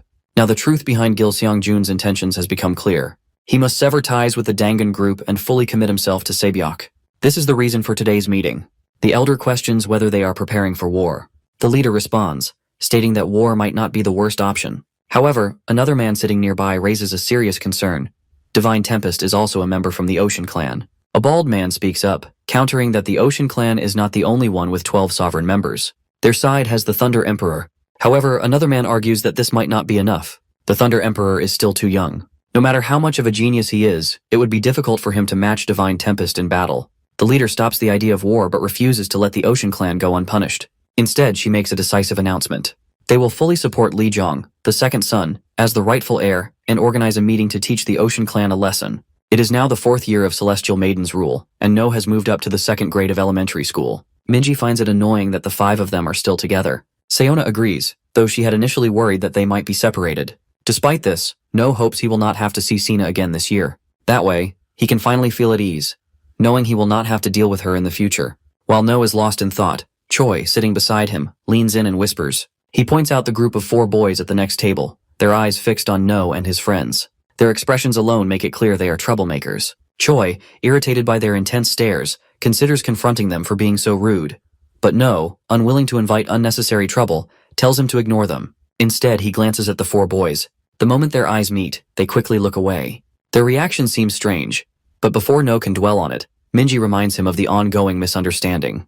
Rumors have spread that Choi's father beat up Sina's father, the president of KK Pharmaceuticals. Because of this, the entire school is now too afraid to even meet his gaze. No wonders how he and his father ended up being painted as villains. Seona looks concerned, but No reassures her that he does not care about the rumors. What surprises No the most, however, is Choi's drastic change. He used to be short, but now he is much taller. He asks what Choi has been eating to grow so much. Choi simply replies that he has been training under the boss's instructions. As part of his training, he also drank the juice made by Young's father. Hearing this, No is even more puzzled. He remembers telling Minji and Seona to drink the juice because it helped restore mana energy, but he had no idea it also boosted physical growth. Now, he is the shortest among them. Frustrated, he decides to start drinking a full glass of that juice every day. Not long after, the sound of footsteps fills the air as the teacher walks in. The teacher introduces himself as Do-hoon, their homeroom teacher for the year. Just from his aura and mana presence, No can tell he is no ordinary person. Later in the afternoon, the old man in the library asks his assistant for a report on recent events. The assistant informs him that the parents who attempted to have Jin Seona expelled, arguing that she is a demi-human, have been completely removed from the school. Everything has been handled according to his orders. Satisfied, he praises his assistant's efficiency, but his thoughts linger on KK Pharmaceuticals and their failed attempt to manipulate class placements and separate the children. Thanks to his team's efforts, they managed to counteract the company's interference and keep Jung in the same class as the others. He then asks about KK Pharmaceuticals. The old man, Min-jun, finds it ridiculous that they would go to such extreme lengths to target a child he considers as precious as his own grandchild. Min-jun asks his assistant again about the class arrangement. The assistant explains that they have assigned a former player who retired due to a severe injury. Despite this, he assures Min-jun that the individual remains highly competent in education. Min-jun asks where this person was previously assigned. The assistant responds that, according to what he has heard, the individual was once part of the Regulars Agency. If this person was part of such an elite organization, then he must be reliable. Looking at the documents in his hands, the old man confirms the teacher's full name. The old man recalls asking Jung whom she wanted to be in the same class with after moving up to the second year. She had said she wanted to stay with her friends. However, since her father had told her that it would be difficult, she had accepted whatever fate had in store for her. Since this was her wish, Min-jun had promised to make it happen. After closing the book, the old man reflects on how unexpectedly interesting this situation has become. He had been reading alone, but now he has a child he wants to treat as his own grandchild. In an abandoned building, No and Yuna wait for Shin. Yuna is surprised to learn that No knows her well. Hesitantly, she explains that they became close after meeting at the cafe. A gentle breeze begins to blow, signaling Shin's arrival. Manipulating the wind, Shin turns the breeze into a small tornado to clear the space. After a few moments, the whirlwind fades, and footsteps echo in the distance. Shin lands in front of them and apologizes for making them wait. No, clearly annoyed, replies that they have waited far too long. Shin calls No picky and reminds her that plenty of people would be desperate to meet someone like her. Meanwhile, Yuna respectfully greets Shin. Shin responds, telling her not to use titles like 12 Sovereigns or Divine Tempest, but to simply call her Big Sister. At that moment, Shin secretly activates her detection ability. Immediately, she senses something shocking. Yuna's mana reserves are enormous. Even though she is controlling it, the sheer amount inside her is far beyond normal. Shin realizes that once others discover Yuna's potential, they will rush to claim her as their own, including herself. No asks Shin to hand over the item he requested earlier. Shin nods, confirming that she brought it. Among the items she has brought are a storage device and a mana stone. Inspecting the mana stone carefully, No finds them in perfect condition. Turning to Yuna, No asks if she is truly ready to become a player. Yuna responds with complete confidence. Seeing no objections, No finally stops resisting her decision. No retrieves a longsword from the storage device provided by Shin, but before she can use it, No states that she must first pass a test. Yuna accepts without hesitation. No warns her to be careful while handling the device, and Yuna assures that she understands completely. Watching the exchange, Shin smiles at how much No cares for his older sister. No channels mana into one of the stones, ensuring it is fully charged before throwing it far away. The stone begins to emit a blue glow, illuminating everything around them. Black smoke rises from the glowing stone, and from the darkness, a small monster emerges. It lets out a sharp cry, its long ears twitching as its pink skin glows faintly. Despite its intimidating entrance, the small creature looks almost adorable. This monster is classified as an 8th class beast, known as prodigy. Yuna, still trembling, stares at it in confusion. It looks too cute to be a real monster. No confirms that it is indeed a monster called prodigy. Regardless of how harmless it seems, Yuna's task is to kill it. But faced with its innocent appearance, she hesitates. No understands that Yuna is determined to become a player, but she also wants her to realize that this path is filled with suffering. Yuna cautiously steps forward. The small monster hops toward her. Completely mesmerized by its cuteness, she starts believing it poses no threat. No shouts for her to stay alert and rushes toward her. Yuna looks at him in confusion, unaware of the danger. The cute monster's aura shifts. Its mouth stretches open unnaturally wide, revealing sharp fangs as it lunges at her. Before it can reach her, No delivers a brutal kick, sending it flying across the room. The impact is so strong that the creature is instantly defeated. Yuna, still shaken, listens as No scolds her. If she judges monsters by their appearance, she will be killed easily. She lowers her head, unable to respond. No asks if she wants to continue. Yuna doesn't answer right away. Instead, she thinks about all the times No and Julie have protected her from danger. She doesn't want to be someone who always needs saving. She wants to be strong enough to protect others too.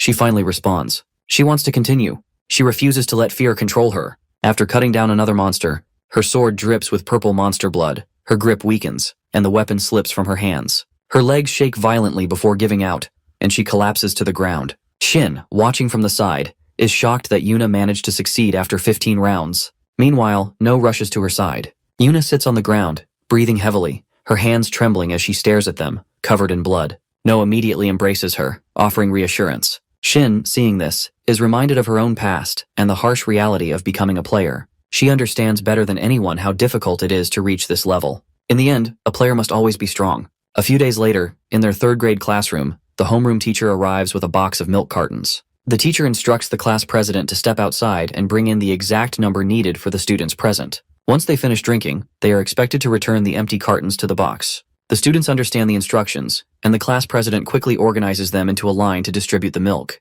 Each student receives a carton, including No, who politely thanks the class president. This routine reminds him of Baek Leon, who also disliked drinking milk. Back then, No had taken it upon himself to encourage Baek Leon, telling her to drink milk so she could grow taller. He snaps back to reality when Choi whispers to him and discreetly places something in his hand. No looks down and realizes it is a magic item that can transform regular milk into chocolate milk. He asks where Choi got it. Choi replies that he secretly bought it that morning while visiting a general store. No hesitates and asks what would happen if they were caught by the teacher. Choi confidently reminds him of what he has always taught him, that they should not fear punishments from teachers. No silently agrees, realizing he may have unintentionally influenced Choi's way of thinking. Since they have already decided to break the rules, he takes the item from Choi and prepares to mix it into their milk.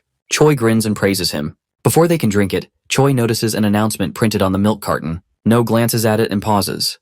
The message is a request asking children to pray for the safety of their compatriots suffering in Italy. This reminds No that this must be the year when people in Italy were experiencing severe hardships. Later, during recess, No walks alone toward Yuna's classroom. As he climbs the stairs, his thoughts drift back to yesterday's events. He still feels guilty for making Yuna cry. He hopes Yuna doesn't get depressed. As he turns a corner in the hallway, he collides with someone. A senior with yellow hair, who had been messing around with his friends, glares at him. The senior questions why he is here, pointing out that he is clearly not a 6th grade student. His friends approach from behind, joining in. No, already fed up with unnecessary trouble, sighs. He considers this just another ridiculous problem, which only fuels the yellow-haired senior's anger. One of his friends says that since No bumped into their leader, he should be the one to apologize. Another senior sneers, calling No arrogant before demanding to know which class he belongs to. No studies the yellow-haired senior closely. He looks oddly familiar. If his memory is correct, this is Lee Kang-hyuk, a player known for controlling the back alleys in Seongbuk District. Despite lacking exceptional talent as a player, Kang-hyuk had a sharp understanding of people's weaknesses, allowing him to manipulate his subordinates with ease. His organization controlled all information regarding the slum areas of Seongbuk District. Kang-hyuk has lived in Seongbuk since childhood. No wonders if that is the reason he was able to establish an intelligence group here. One of them pushes No's back and scoffs that kids these days are too arrogant. The senior with yellow hair grabs No by the collar and lifts him slightly. A crowd gathers, watching the scene. Many cheer for Kang-hyuk, urging him to put the arrogant kid in his place. No, unsure how to deal with these so-called strong seniors, briefly considers threatening them. At that moment, a powerful surge of blue mana rises from behind him. Just as the senior pulls back his fist to swing, the blue energy condenses into a massive snapping force, ready to send him flying. Before No's attack can land, a familiar voice calls out from a distance. No immediately recognizes Yuna, rushes toward them and stops Kang-hyuk in his tracks. She commands him to stop. Flustered, Kang-hyuk tries to explain. No, on the other hand, feels a sudden surge of anger. This guy dares to like his older sister. The thought alone is infuriating, and for a moment, he even considers killing Kang-hyuk on the spot. The two seniors behind No step forward, claiming that No had rudely bumped into Kang-hyuk earlier without apologizing, and that they were simply teaching him a lesson for his arrogance. She questions why they think they have the right to discipline her younger brother. The word younger brother makes Kang-hyuk freeze. Yuna steps forward and fixes No's disheveled collar. She had expected something like this to happen and is clearly frustrated. Under their intense stare, Kang-hyuk awkwardly scratches the back of his head, lets out a nervous chuckle, and apologizes. He tries to justify their actions, saying they were not thinking straight today, and promises it will not happen again. Repeatedly, he apologizes and asks if No is hurt. Hearing him act concerned only makes Yuna more irritated. She grabs No's hand and walks away. As they leave, Kang shouts after them, wishing Yuna a good day. Kang also tells No that if anyone dares to bother him, he will personally take care of them. His words make No even more annoyed. Once they have walked far enough, No suddenly asks if Yuna likes that guy. Yuna is confused by how he refers to Kang as he is actually older than him. But No seems serious as he asks again if Yuna really likes him. Yuna does not respond and simply walks ahead in silence. Then Yuna abruptly turns, faces No and smiles. She tells him that the person she likes the most is No, so he does not have to worry about her being taken away by another guy. Saying this, she offers to walk him back to class. A few days earlier, No's grandmother walks through the heavy rain, a bag of fresh vegetables in her hands. She just returned from the market, but as she makes her way home alone, she thinks it has been a long time since No and Yuna visited. She was overjoyed to see how much they had grown, and even little Yunai is already 3 years old. As she continues walking, she passes a narrow alley. From inside, the faint sound of coughing reaches her ears. She stops, hesitating for a moment, unsure if she misheard. Then she hears it again, clearer this time. Turning her head toward the alley, she sees a dumpster at the source of the sound. Cautiously, she steps forward and lifts the lid. Inside, she finds a child, a demi-human with blue hair and animal-like ears. The sight shocks her. The lid slips from her hands as she realizes this boy has been abandoned here. She kneels beside him and gently reaches out. But the moment she touches his skin, she flinches, realizing he is freezing. Feeling the touch of a human, the young demi-human remembers the cruel words of the men who captured him. They had planned to sell him off, and if no one bought him, they would use him as a punching bag. When he was no longer useful, they dumped him like garbage. Terrified, he instinctively slaps the grandmother's hand away and tries to crawl out of the dumpster, desperate to escape. But in his weakened state, he stumbles and collapses onto the ground. Seeing him struggle, the grandmother grows even more worried. She takes a step toward him, but he spits out hateful words, telling her to stay away. Instead of being angered, she only becomes more concerned. She takes a step closer. The boy, overwhelmed with fear, covers his head with both hands, expecting a beating. But after a moment, he realizes the rain is no longer falling on him. Slowly, he opens his eyes and sees the old woman holding out her umbrella to shield him. With a hesitant voice, she offers to take him home. In the present, No and the family visit their grandmother's house. She is already waiting at the front door, delighted to see how much they have grown. Their mother, standing beside them, sighs and mutters her jealousy, amused that No still acts so childishly around the old woman despite behaving much more maturely at home. It makes her feel a bit left out. No, hearing this, forces a nervous laugh and pretends to be surprised. Grandma chuckles and tells her daughter that she is acting like a kid. Grandma then turns to their father, teasing that it must be exhausting to live with her daughter. Meanwhile, Yunai clings tightly to her mother. Sensing this, Grandma kneels down and gently greets her, reminding her that they met last year. Yunai doesn't seem to remember at first, but slowly starts recognizing her face. Grandma with a warm smile asks how old she is now. Yunai lets go of her mother, runs over to Grandma and holds up 3 fingers. Beaming with pride, she announces that she is now 3 years old. Grandma's eyes light up with joy. Yunai giggles, thrilled to receive such praise. Watching their interaction, No smiles to himself. Grandma invites them inside, offering to order their favorite fried chicken. Yuna and No agree without hesitation. As they step into the yard, No suddenly senses an unusual mana presence. Something feels off. He activates his detection ability, narrowing his eyes. Just as they are about to enter, he warns Yuna to stop walking. In the distance, he spots an unfamiliar energy form. At first, he assumes it belongs to a monster, but something about it feels different. The energy is too tame. It could be a thief. Without making a sound, No presses a finger to his lips, signaling Yuna to stay quiet. If someone has broken into Grandma's house, they need to be careful. Carefully, he peeks through the door and spots the creature inside. Strangely, its body does not seem nearly as large as the energy it is giving off. Its ears twitch while its nose sniffs the air. Seeing an opening in its awareness, No realizes this is his chance. He quickly pushes open the door and leaps forward, aiming a punch. The impact causes a loud noise inside the house, instantly catching the attention of the adults outside. Startled, they rush inside to check what just happened. No demands to know why the boy is here. The boy, confused, looks at him and asks if his chicken has arrived yet. No instinctively steps back. Then, as recognition sets in, he mutters the boy's name, Jin Parang. Later that night, after Grandma explains everything in detail, No's parents finally understand the situation. Grandma explains that she had planned to tell them once they arrived from the city, which is why she only revealed this now. At another table, No, Parang, and Yuna eat fried chicken together. As they eat, No suddenly remembers that this was the area where Parang lived. He never imagined their connection would start this way, with his grandmother deciding to take Jin Parang in and let him stay at her house. Noticing No staring at him, Parang grows irritated. He demands to know why he is being watched while eating, making it clear that the fried chicken in his hands belongs to him, and he has no intention of sharing. Grandma scolds him immediately, reminding him to watch his language. Parang falls silent, but No keeps staring at him. She reassures him that if his food runs out, she will get him more. Parang mutters under his breath, calling her an old hag. No clenches his fists in anger. Seeing him this rude to his grandmother, he never expected him to be even worse than his past life. He decides to fix his attitude, starting now. No grabs a soda bottle from the table and politely asks his grandmother for permission to take Parang outside to play. Parang looks at him, unable to comprehend why No suddenly wants to go outside with him. With suspicion in his voice, he demands to know why he has to play alone with him. Before Parang can finish complaining, Grandma interrupts and grants No permission, seeing it as a good way for them to bond. As No and Parang get ready to leave, Yuna eagerly asks to join, but before she can move, No tells her to stay behind. No moves behind Parang and orders him to move, but despite No's insistence, Parang refuses, making it clear he has no interest in playing with him. Frustrated by his stubbornness, No grabs the back of his shirt and gives him a sharp, threatening look. He tells Parang to stop making excuses and come with him immediately. No, losing patience, drags him out of the house. Once they are far enough, No suddenly throws him in the middle of the street.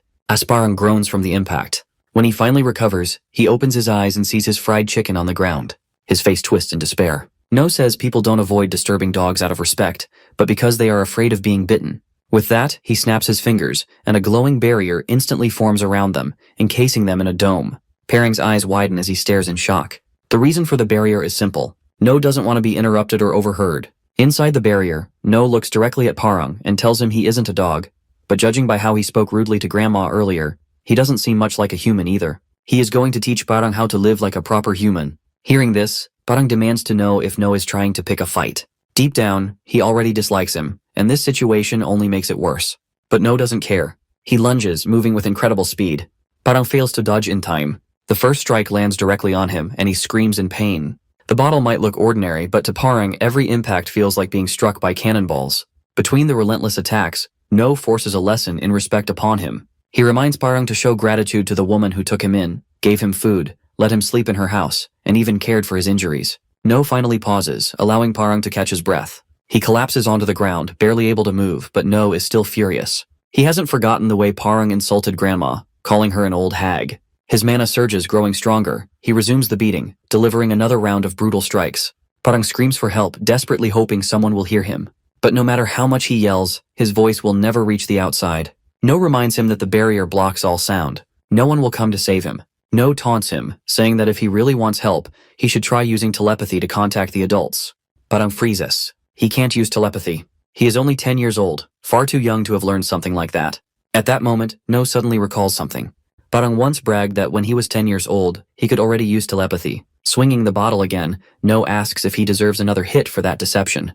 The sound of his voice, the force of his blows, and Parang's desperate cries remain trapped inside the dome. The next day, Parang kneels on all fours in the family's house, still feeling the pain of No's strikes in places no one can see. When No's parents ask his age and what grade he is in, he admits he has never been to school. Parang hesitates, but he forces himself to finish his sentence before falling silent. No remembers hearing about how Parang was bullied at the academy. No steps closer, placing a hand on his shoulder. He offers to have Parang join his class. No insists that the second grade would be fine. No pressures him to agree while his mother asks for her opinion. Unable to refuse, he reluctantly accepts, which makes No happy. Grandma comments on how quickly the boys have found common ground, and his mother agrees. No turns to Parang, who is trying to avoid him. Grabbing him by the collar, No drags him along, suggesting they walk a little longer. Parang protests, but it's already too late. The celestial maiden, Gael, sits at a table while two guards stand nearby. Across from her, the Italian ambassadors, Albert and Jenko, discuss their plan to help thousands of Koreans return to their homeland. Albert lays out a condition. They must first eliminate the monster in the North Atlantic. The strongest creature among the first-rank monsters, powerful enough to destroy a nation. First-rank monster Leviathan. Gael calmly takes a sip of tea and asks if they would be satisfied with simply supplying soldiers with potions. Albert acknowledges the potion's incredible effectiveness and ease of use, then says they already agreed to trade Mediterranean mana steel for the potions. Gael agrees it is an unneeded item for them then. Jenko lifts a leg infused with energy and shatters the table. Gael orders her guards not to hesitate, while Albert hurriedly pleads for help with the Leviathan in exchange for her people. Gael stays calm, asking for a tissue to wipe her lips after finishing her tea. Albert warns Jenko not to go too far, but Genko refuses to stop. He claims his words must be true since Gael has not denied them. He then insults Koreans, saying all they care about is kimchi. One of Gael's guards clenches his fists in anger, but she remains unbothered. Then, a heavy pressure fills the room. With just one sentence, Gael forces both ambassadors to their knees. Jenko collapses, while Albert grips the table to stay upright. She agrees to Albert's conditions, promising to help retrieve the Koreans trapped in Italy. In return, she pledges full support, sending the Divine Spear, Namgung, and 2 other elite players to assist. After making her decision, Gael snaps her fingers, lifting the heavy pressure from the room. Both men, drenched in cold sweat, sit frozen in shock. Albert slams his palm on the table, accusing her of going too far, but she calmly responds that if they have complaints, they are free to voice them. She warns that she will report their behavior to the International Mana Administration, making it clear that South Korea will not tolerate disrespect. Jenko, unable to hold back his anger, pulls out his device and summons a long sword, shouting that he will kill every South Korean representative. Albert tries to stop him, but before they can act, a wave of freezing mana explodes in front of them. Jenko's right leg is instantly trapped in ice, pinning him to the ground. Fear takes over as his instincts warn him that any movement will mean death. The source of this power stands before them. Seeing Jenko frozen in fear, Gael remarks that at least he is not completely foolish. She ends the meeting and orders them to leave. As the doors close behind them, Genko is left seething, powerless to do anything. Inside the Blue House, the maiden's personal guard advises her to be cautious. He reminds her that she is no longer just a famous actress but the Celestial Maiden of Korea and must act accordingly. She looks at her guard, Park Sang-jin, and asks if he speaks as her bodyguard or as her former manager. Sang-jin stays silent.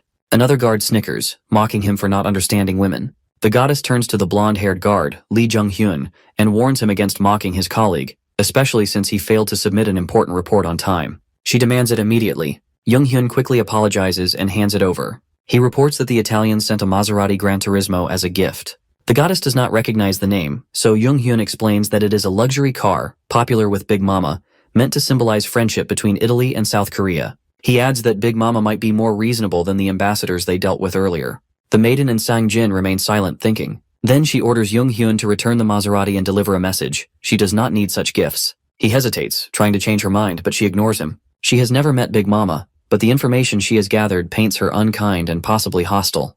The 2 ambassadors sent earlier were enough proof.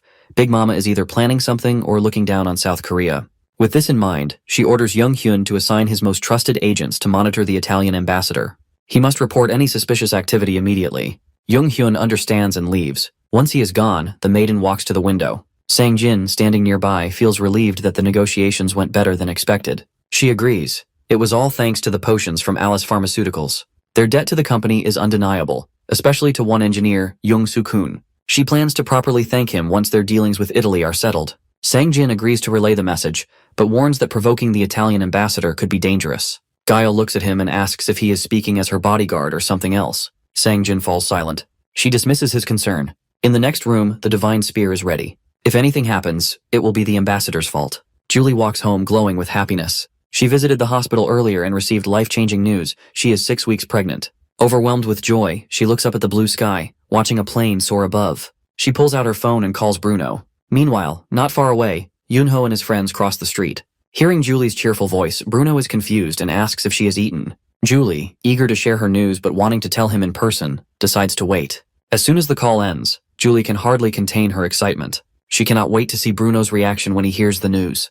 But just as she stares at her phone, a voice calls out her full name, Julie Valentine. She looks up in shock. Jenko is standing before her, casually strolling closer. He greets her, commenting on how beautiful she has become. Julie steps back, but before she can escape, Albert and 2 others block her path. Jenko swiftly covers her mouth to silence her. Their intentions are clear. They plan to take her back to her prison. Not long after, Julie calls Bruno again. Sensing something is wrong, he hesitates before answering. This time, she only thanks him for everything and tells him not to look for her anymore. Bruno jumps from his seat, shouting Julie's name in shock. Julie grips the phone, her hands trembling as she struggles to speak. Sitting beside her, Genko praises her, saying a princess must let go of love for the sake of a normal life. Meanwhile, No and her friends visit an ice cream shop. Jung suggests hanging out at her house, mentioning her father's cafe has great air conditioning. Seona eagerly agrees, but No and Minji decide to stop by their houses first before heading to the cafe. Minji warns No not to waste time playing around and end up late again. She still remembers how frustrating it was the last time No lost track of time. On their way home, they witness something alarming, Julie being forced into a car. At first, No is confused, but as he looks closer at the people surrounding Julie, he recognizes them. One face stands out the most, the man with orange hair, Genko. He wonders why someone like him is here. He recalls reading about Korea and Italy's diplomatic relations months ago. The mission assigned was an overrank Class 2 mission. The goal was to subdue Leviathan and rescue Korean citizens trapped in Italy. To ensure success, the maiden government even sent 3 members of the 12 sovereigns. Korea suffered greatly after the mission. Their strongest player, Divine Spear, returned with his left arm gone. Railgun, Shin Myung, became permanently disabled due to the after effects of Mana Berserk. But the worst fate belonged to the florist, Bang Yeonji. Officially, he was declared dead. But the truth was worse. He was taken prisoner in Italy by Genko, the same man who once came to Korea as an ambassador. Behind the scenes, he tortured Bang Yeonji for his own amusement. When this was exposed, global outrage followed, forcing Big Mama to intervene. Genko was publicly executed, putting an end to the scandal. Now, No stands frozen. The man was with Julie. He hands his bag to Minji, telling her to stay put no matter what. Minji, confused, asks where she is going, but No only repeats, "Stay here, don't follow." No tightens his laces, ready to move. He plans to track their car and contact Shin or Bruno once he knows their destination. Mana surges through his legs, and he sprints forward at full speed. Minji barely reacts before No vanishes into the streets. He follows the car's path, stopping abruptly when he sees it parked ahead, as if waiting for him. Albert is surprised to see a child approaching. Genko, who had sensed someone earlier, looks disappointed.